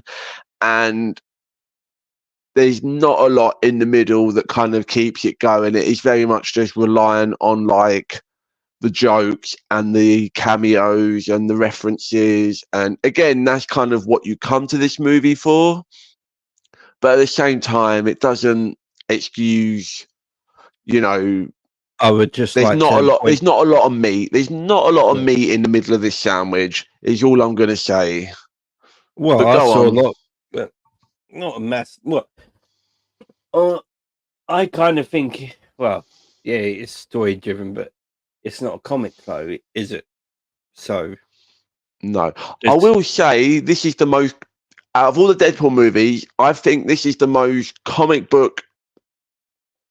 This one feels most like the comic books than the other Deadpool movies. I think it's the most comic accurate, his personality and everything has been, because in the first one it's very much more like that romantic comedy vibe, which is great and it worked really well for the movie. But in a Deadpool comic, he's not really. No, that was a whole marketing gig he's not your Romeo. There was a whole marketing gig to take women to go watch a Deadpool movie on fucking Valentine's Day, which is great. But Deadpool, not really a romantic dude in the comics. He's very much like a creepy, ugly, sweaty, greasy loser that nobody wants anything to do with. Not even the people that are his family or his loved ones or people that have known him. So this one, he's much more of that. He's very much the outcast in this movie, even from the supporting cast from the other movies. Even they're we're kind of most of us have kind of had enough of your shit now. Blind Al, he's kind of fed up. Vanessa is kind of fed up. The only one who likes him is Yukio, and she fucking loves everything because she's super optimistic and bubbly, and I love that for her. My Little Pony. So, absolutely. But yeah, so this is the most comic book accurate version of Deadpool, and obviously most comic book accurate version of Wolverine, depending on how you want to look at it. Again, I'll wait till we get to spoilers. Can we just quickly skim over what did you think of Lady D? So the pretty pointless and irrelevant, like a lot of the other appearances are in this movie. They don't really matter that much, and it could have been anyone, and it was a lot of hype in the trailer of building up who's that going to be, who's this going to be, and it's a 5-second line. None of it matters, and even the people that aren't in the trailer that do appear for longer than just a few seconds, it feels very much like they just wrote the general outline of the movie and they're okay, so there's cameo character 1, cameo character 2, cameo character 3, cameo character 4. You know who I'm talking about, the 4, right? And it's any of those 4 characters could have been any 4 characters. Nothing they do in the movie is specific. It's specific to them or who they are, other than like a couple of like the jokes, and the references. I think the joke is because of like, if you know who these characters are, you are old as fuck. I mean, maybe that's why it rubbed me a little bit the wrong way. But yeah, they just don't. None of like even the way they're using their powers for the most part, apart from one character. But even the way like they're fighting and they're using their powers, it doesn't really feel like specific to them. Some of the action, to be honest, I felt like there's a really great action sequence at the beginning, and there's one that I quite like near the end. But I feel like a lot of it in the middle was very much like the action fell a little bit flat for me for the most part. Okay, can we talk about the purple guy with the kinetic powers? Okay, so all right, so like a fucking boss. All right, so I'm gonna give this movie like 3. I'd give it 3 out of 5 adamantium bones. You were struggling with that one. 3 out of 5. Struggling. If you ask me again, it might be 2.5. All right. Yeah, like. And again, I'll get into more of the specifics why. But yeah, I'd say 3 out of 5 adamantium bones. I think it's fun and it's funny and it moves and it's action and everything. But there's a lot of like emptiness and missed opportunities. I'll get to those. Emptiness you saw, sir, but like I gather it's from this. That will be from the Marvel perspective, and the way it is and how much it does seem like they've crammed so much into 2 hours. Some areas they've crammed too much in, and other areas they haven't crammed enough in. Yeah, it seems a bit overbearing. That's why I got my ticket for 4:00.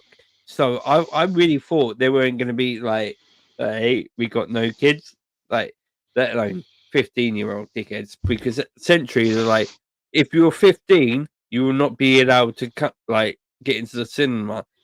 Total amount of bullshit I've ever seen. But everyone, cinemas, I've noticed this all over the place. They're so fucking lax on like security regarding ages, and also like if you because I take my own shit in so much. Like I'm rolling up in there. I've got like sausage rolls and burgers wrapped in foil. I've got like a cooler bag with beers. Like I take whatever the fuck I want in there. Nobody cares. I told you, but I didn't even send this to the group. I've got pictures. I'll send you later. That sounds bad. I'm always up for it. I bought the first Deadpool cup with the first Wolverine figure on top because everyone just wanted Deadpool. I just went, they don't know their fucking minds, do they? Yeah, I'd probably have a Wolverine if I was picking. I'm a Logan fan, man. Yeah. Other Sam, I've got my other Sam Sanford, who literally has a genuine Deadpool custom built fucking costume. There's a picture of him threatening to shoot my fucking son in the face with a Desert Eagle. Corey shitted himself because he thinks it's the real Deadpool. That's how good the costume is. And so, what are you rating this out of 5? And then we'll go full spoilers. 4.5. 4.5. Fair enough. It's not fucking perfect. Nothing. Am I echoing? No, you're all right. Oh, it's feedback probably. No, 4.5. I loved it. It was a breath of fresh ass. Like it within the first 10 seconds of seeing it, like I knew where they were. I saw the woods, and then like, no, you're not. I didn't know where they were going to be. Yeah, because like exactly.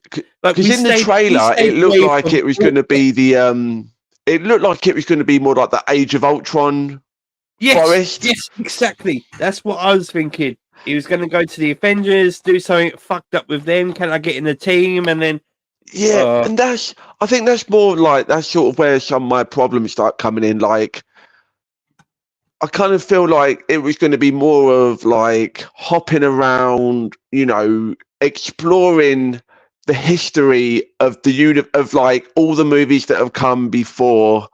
And for most of it, we kind of just are in the void, which, as its name would suggest, is kind of just a visually bland brown wasteland of nothing.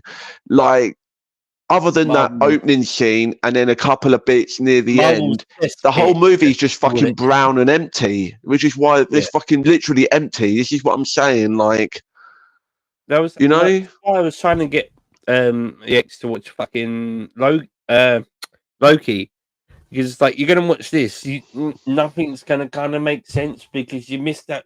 She hasn't watched any of the last 6 fucking movies because, like, well, the fuck do I have to? Yeah, people are falling off. Yeah, it's understandable. She came and watched this because of like me and her best mate made friends. Like, this is Sam, who I'm saying with the Deadpool costume. We made friends, like, and he was like, "You love Marvel?" Yeah, I like Marvel. I like Marvel too. So ever since that, we've just been nutters on this, and like, if I don't go to the cinema with someone else, it's gonna be with Sam to watch a Marvel movie. Like, it's just what happens. And then all 3 of us went to watch this movie, and there just wasn't a point because, like, I'm Sheldon when it comes to Century Cinema. Like, there are people who buy tickets on the far left-hand side, and there are people who buy tickets on the far right-hand side. I mean, like, and that where you want to be. Yeah, that winds me up. But I'm dead center at the front. I know my seat, and I even know what her seat is because it's broken. Yeah, man. So, like, we start off in the forest, and I love the whole bit of I know everyone's wondering how we're going to honor the memory and respect Logan. Yeah, fucking guess what? We're not. And then he literally just digs up his body and uses his fucking skeleton as your weapon. You can, honestly, you've got healing factor. It's like, why the fuck did you die, you bitch? Yeah. Like, you're fucking Wolverine, you heal when you still die. Like, what the fuck is that about?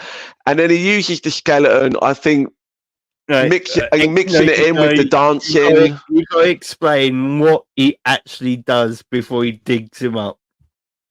He spanks him up a bit, doesn't he, with the fucking shovel, hits him with it. He gets dirt deep with the fucker and literally finds his skeleton and, like, okay. See, yeah. Motherfucker! I loved all that. Like, I thought that was great. Mixing it in with the NSYNC and the dance routine, and the action there was really entertaining. And it kind of, in the cinema, it took you back to like the stuff from like the first movie where he's like counting the bullets and they're flashing backwards and forwards, and it kind of had all that sort of stuff in it. I think it was it was so much better because it takes from the first one.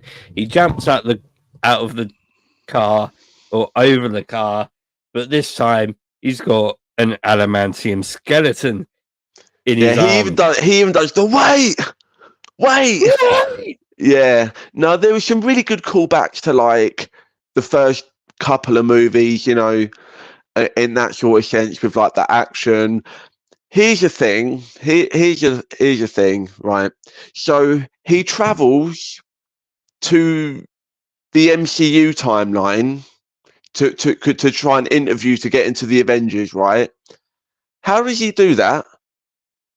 Because he's got a time machine, not a fucking multiverse machine.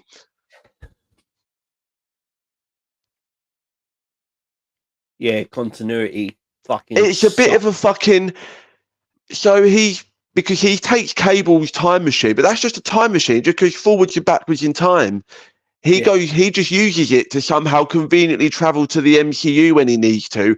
And then afterwards, when he finds out that he's in trouble, he then loses the ability to travel around because it's like, okay, well, now my universe is in trouble.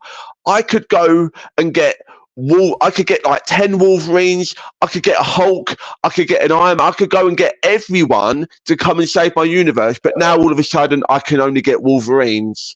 And then I've got the option to get whatever Wolverine I want, and I pick the worst one. You know what I mean? Yeah, continuity sucks. This is why and it does. Go on. No, this is why being autistic Manny never fucking helps anyone, because me being a lover of Star Trek, I will pick apart any fucking thing that doesn't make any fucking sense.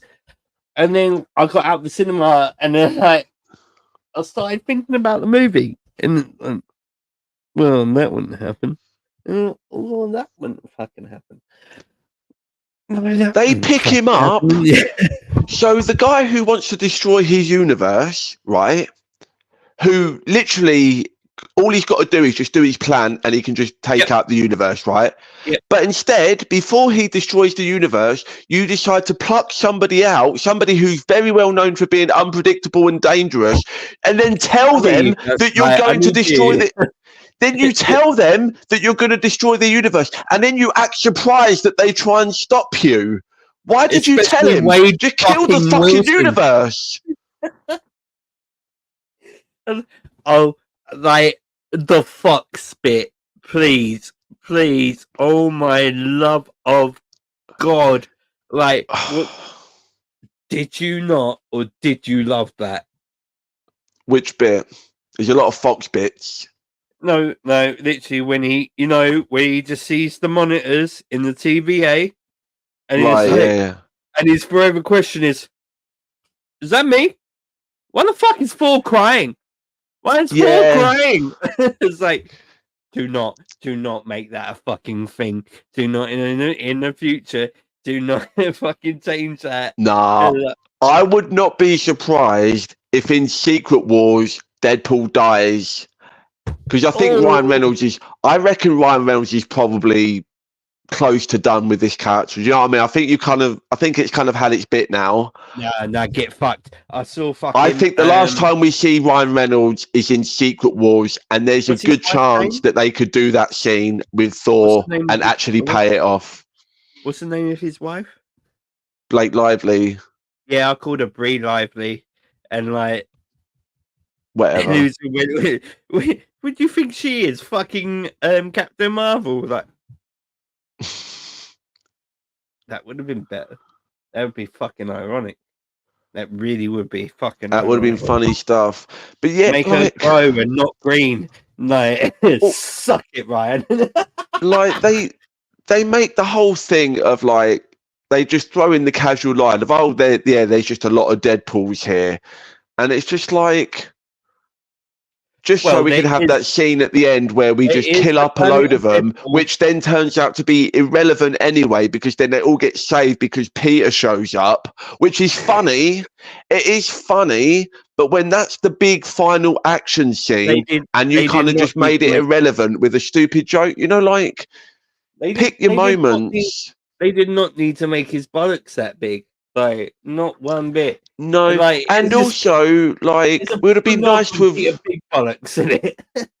It would have been nice to have like got to know like more. If you're going to have loads of Deadpools in it, I would have preferred that the whole movie was just different Deadpools and not have the other cameos and get to know like the different versions of Deadpool. This is this Deadpool. This is this Deadpool.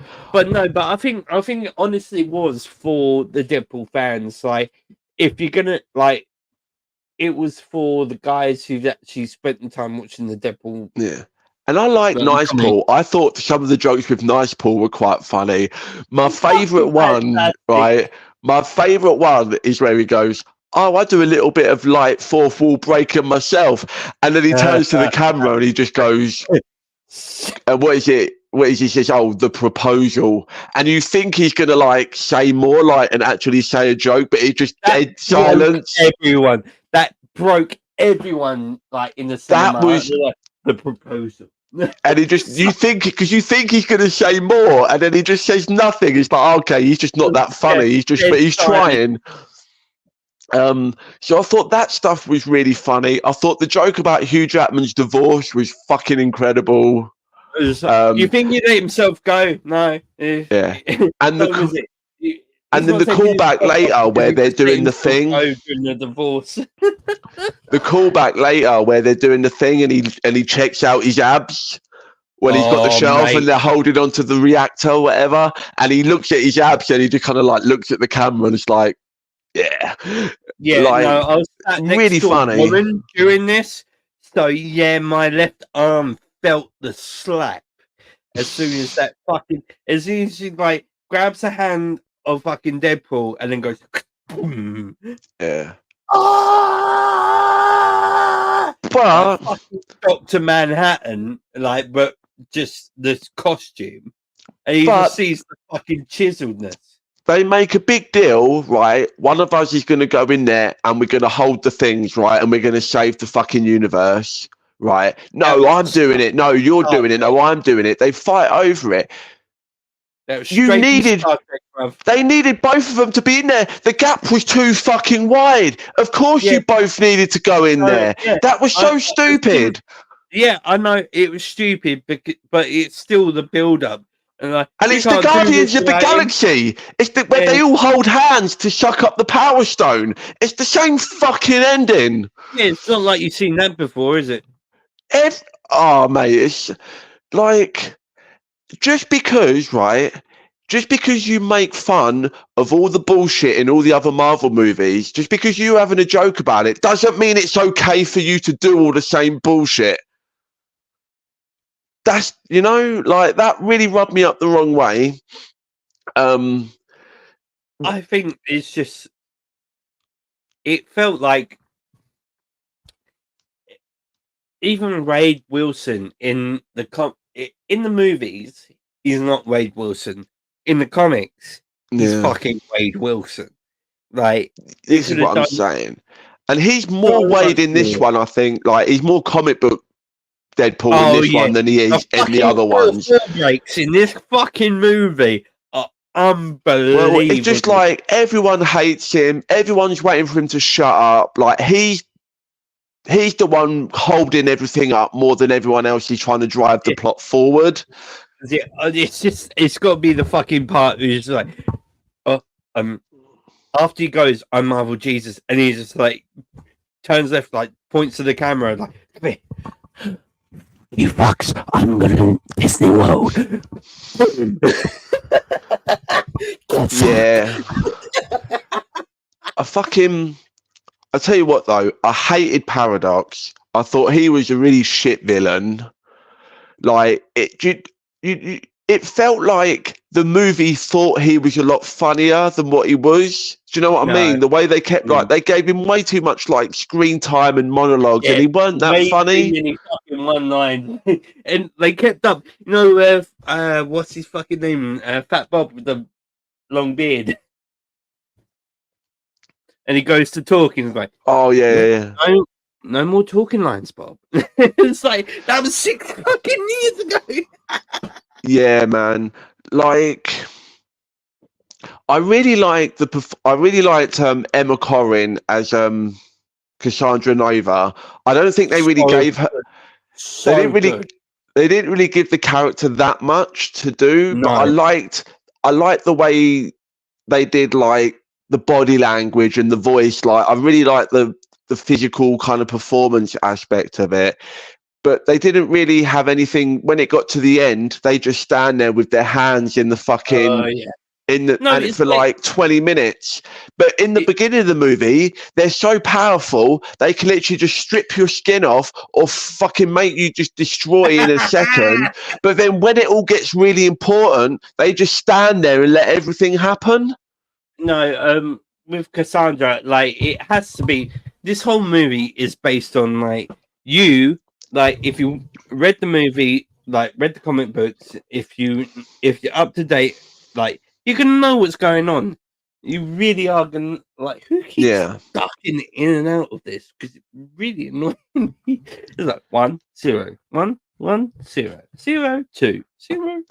No, if you like, you know the characters and you know the characters basically. Like me and you called it a couple months ago. Like, bold chick, coat. Yeah, that's Cassandra. Like, that's the fucking fetus in this fucking storm. I really like the performance. I just thought she was really powerful when they needed her to be, and she was really crazy when they needed her to be. But as soon as they needed to just get her out of the way, they just fucking fucked her off out of the plot. Yeah, when it was convenient, and it's like, well, no, she literally just fucking could. She could do anything. Apparently, she can fucking put her hands in your head. Like, what power is that? At one point, she teleports. She never does it again in the movie, but one time she teleports. That doesn't happen again. So it's like, what the fuck is her power set? She just can't fucking enter someone's mind with a thought. She actually has to put her like hands through it. But yeah, that's fine. But then she's got telekinesis, but also she can teleport. Yeah, how much energy does that fucking probably take up though? Yeah, it was all a little bit wishy-washy for me. And then talking about there's 4 main characters that like appear in this that are like supposed to be like big moments. Obviously, you got Wesley Snipes, Blade, you've got Elektra, you've got Channing Tatum Gambit, and you've got X-23. Now, other than Gambit, who they do some good jokes with like the dialect coach and how he's like he's not even sure what universe he's from, because he's like, I don't even know if I even got to be born. Like, I'm not sure where I come from, because it's like, well, you didn't even get your movie. So I thought that was really funny. But with the other 3, well, Daphne Keane, obviously X-23 has like the relationship with Logan.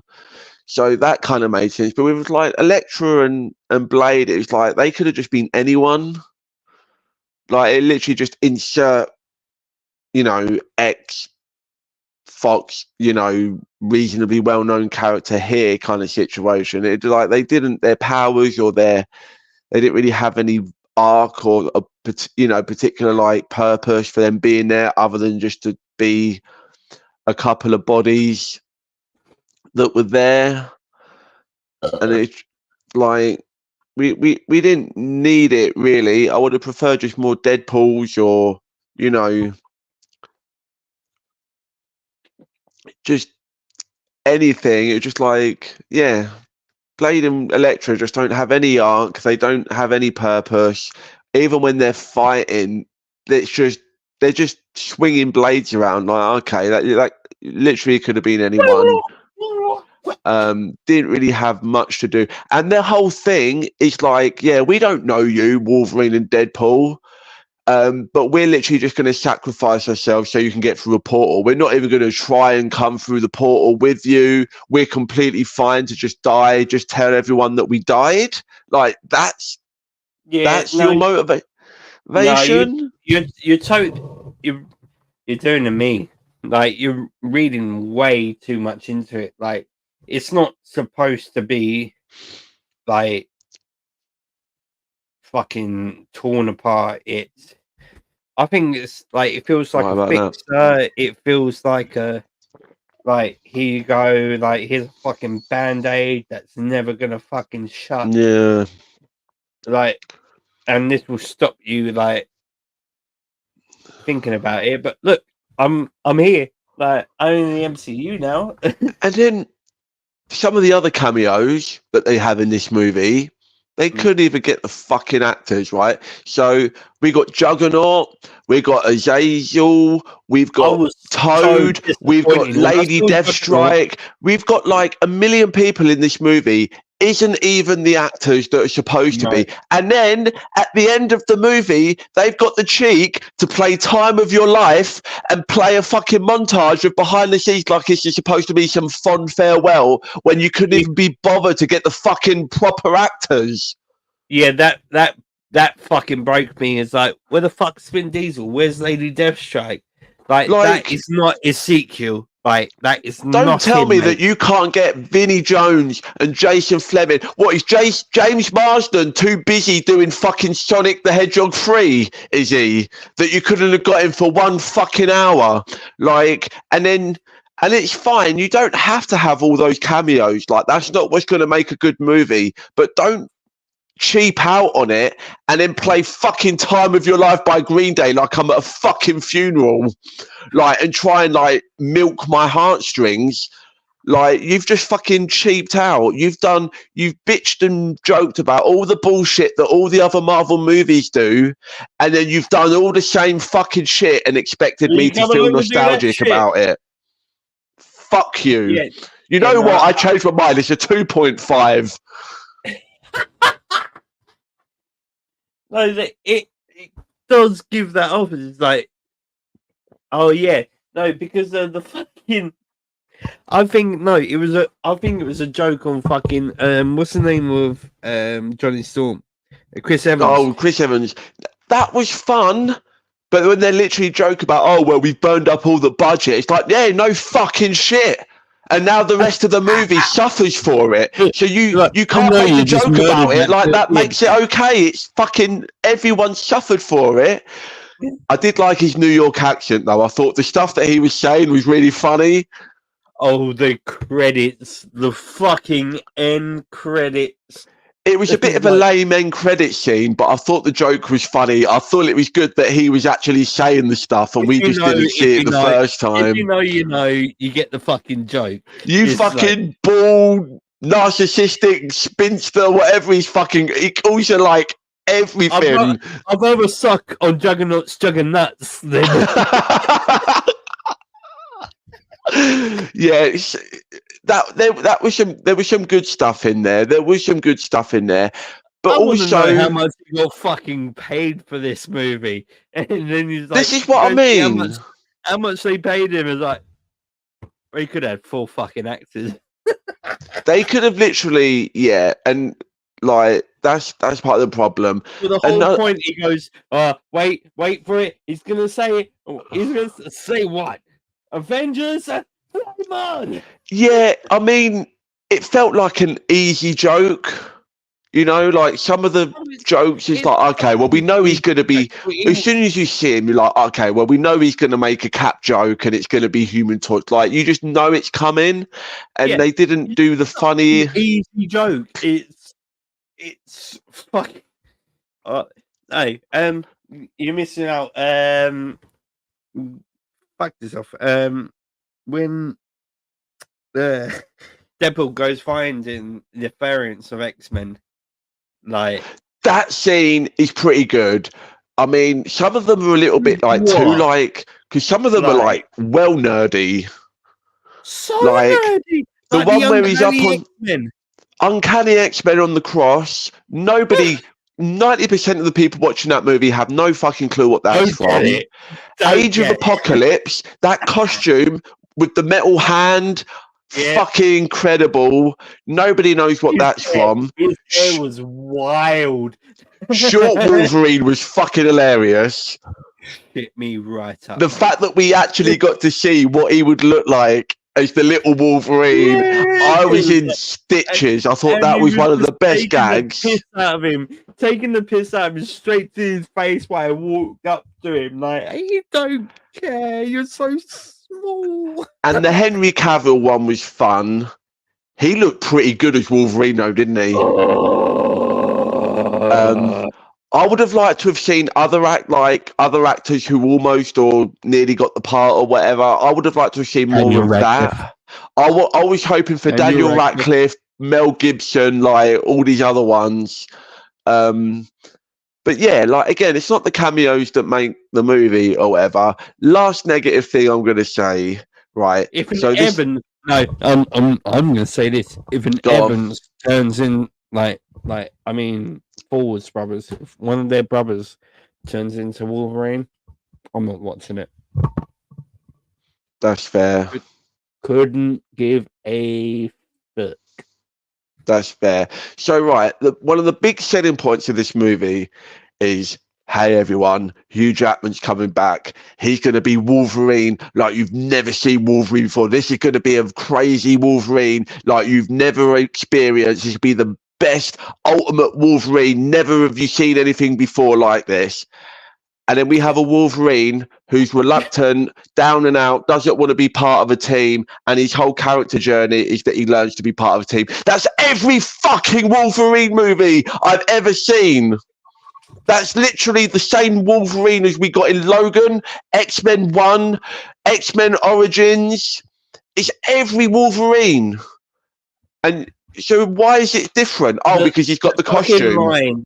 It looks great, but the costume doesn't justify, like, it's just fancy dressing on the same shit I've been eating for the last 20 fucking years.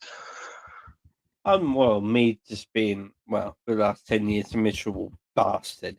Like, kind of connected with me, but I don't have cause to murder people. I like that they, not only, like, because bear in mind, this is the same Marvel that wouldn't let Tony Stark be an alcoholic, right? Yeah. And now, not only is Wolverine just fucking drinking in every single scene, but he's drinking fucking alcohol rub and fucking paint stripper and shit. Like, he's fucking drinking like this. Like, that's chemical substance abuse. That's not even drinking anymore. Like, you're fucking might as well be huffing plutonium. No, because Captain America's got his blood. Like, that's... Like, you think it's bad for Cap? He goes into an abandoned fucking pub. Oh, yeah, he's got the tolerance, yeah. Drunk. No, it completely makes sense, yeah. Logan feels. Like, yeah. Like, I am the origin of this. You can't get drunk? Fuck, will I try? Like, although, having said that, the first time we meet him, right...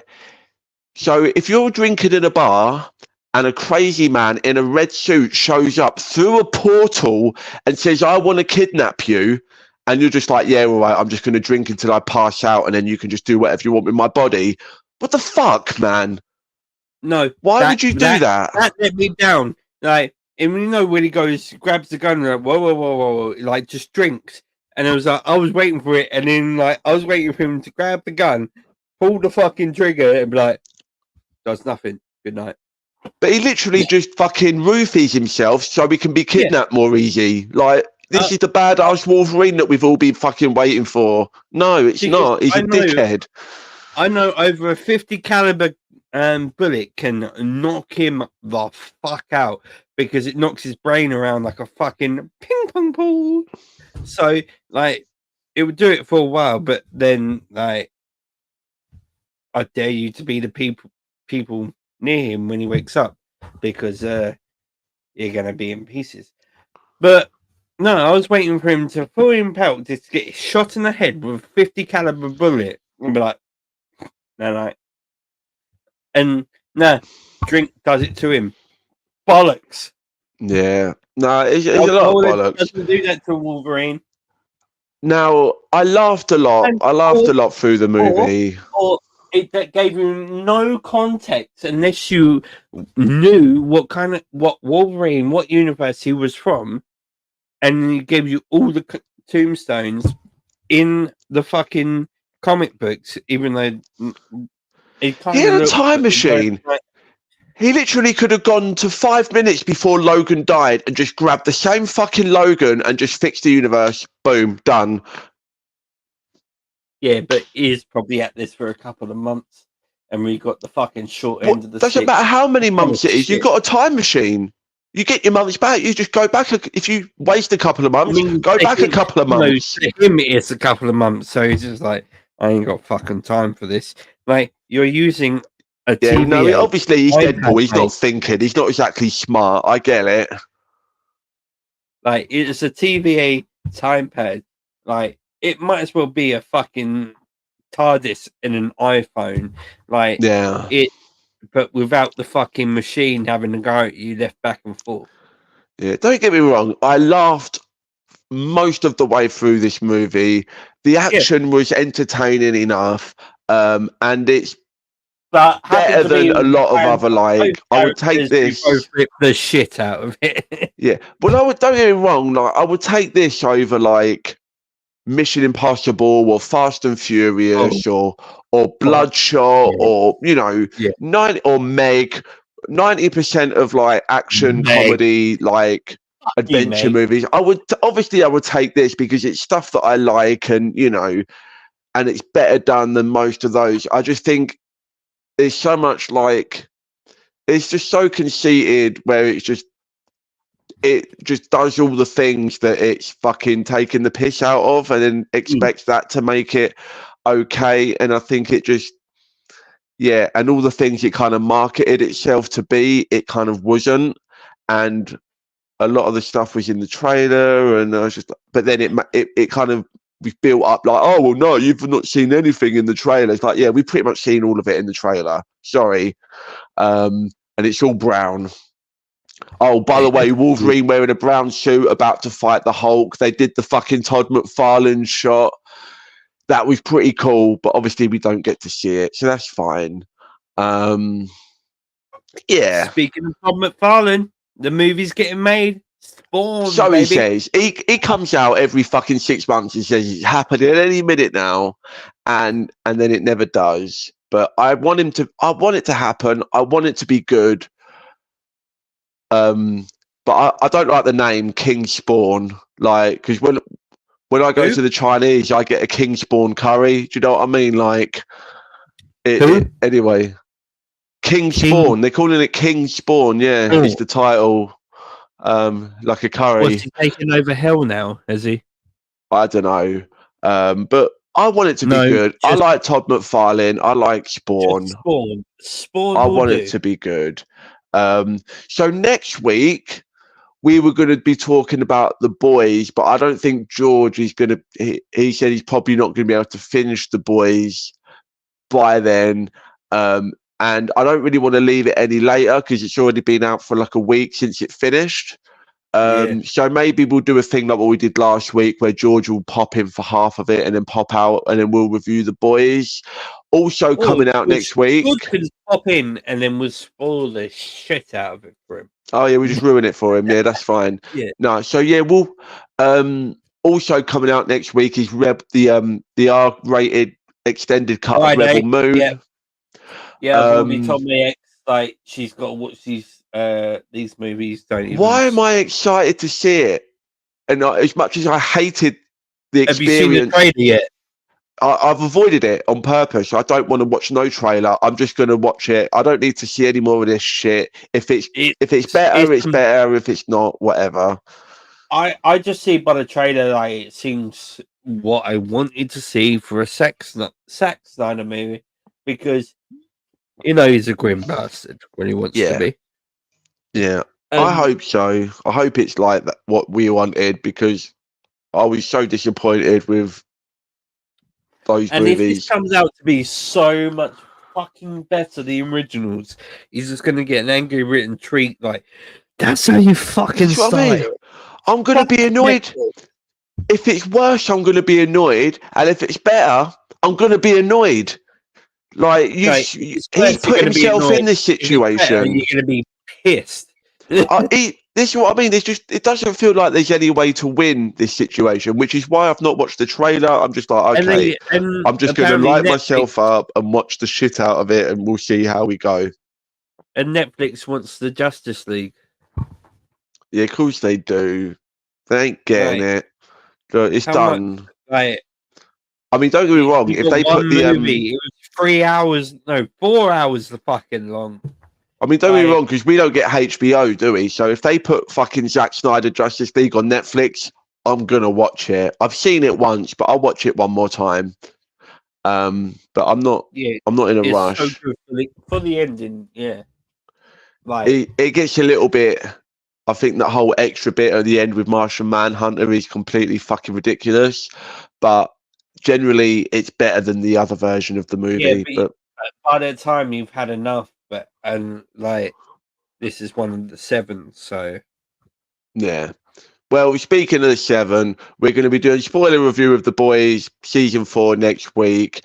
And then George will hopefully come in, and then we'll review Rebel Moon. That's the plan. Not much else going on. I think Umbrella Academy's coming up, but I think that's the week following. No, they'll be out the same day. That's coming out Friday. Oh Jesus, there's too much. We'll see. Maybe we'll talk about Umbrella Academy as I've well. got graphic novels. Do you? I've read. Yeah, I think there's like 3 or 4 volumes. There's not a lot, is there? I've got 3 at the moment. Yeah, so I actually think the show is better than the comics. I think the comics are a little bit too. No, other way around. Like I think the comics are better than the show.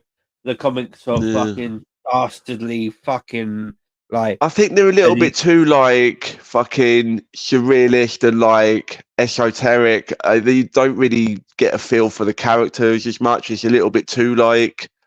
Number 5 is my favorite, mate.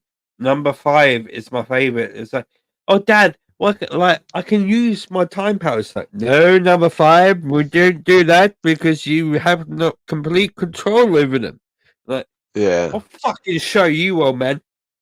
No, I think Umbrella Academy for me is one of those rarer cases where I prefer the show to the book, and I'm the opposite way for the most part on The Boys, where most people prefer the show, but I think the book is better.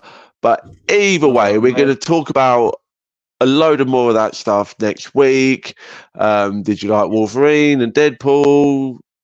Are you excited for the Comic-Con announcements? What do you think of Robert Downey Jr. as Doom? You think that's desperate, or do you think it's genius? Could go either way. It's whatever you think. I think the universe is saying it's a bit both, because if you know, you know, and if you don't know, it's gonna fuck your head up. The consensus from what I've read so far, it seems very 50-50 split on whether people think it's a good idea or people think it's a terrible idea. Either way, let us know what you think. Click like, click subscribe, click share, tell your friends, tell your mum. I didn't fuck her last night, I promise. Just tell her that we're on a show and we'll fuck her in the ear instead, okay? Guess what? What?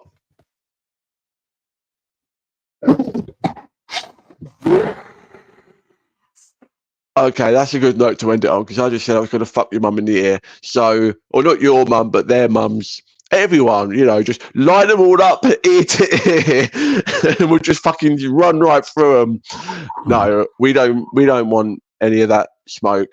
Just happy to see you here. Happy to see you at Manners. Glad we finally got to talk about Wolverine and Deadpool. Thank you to anyone who watched, and we'll see you all next fucking time. Bye.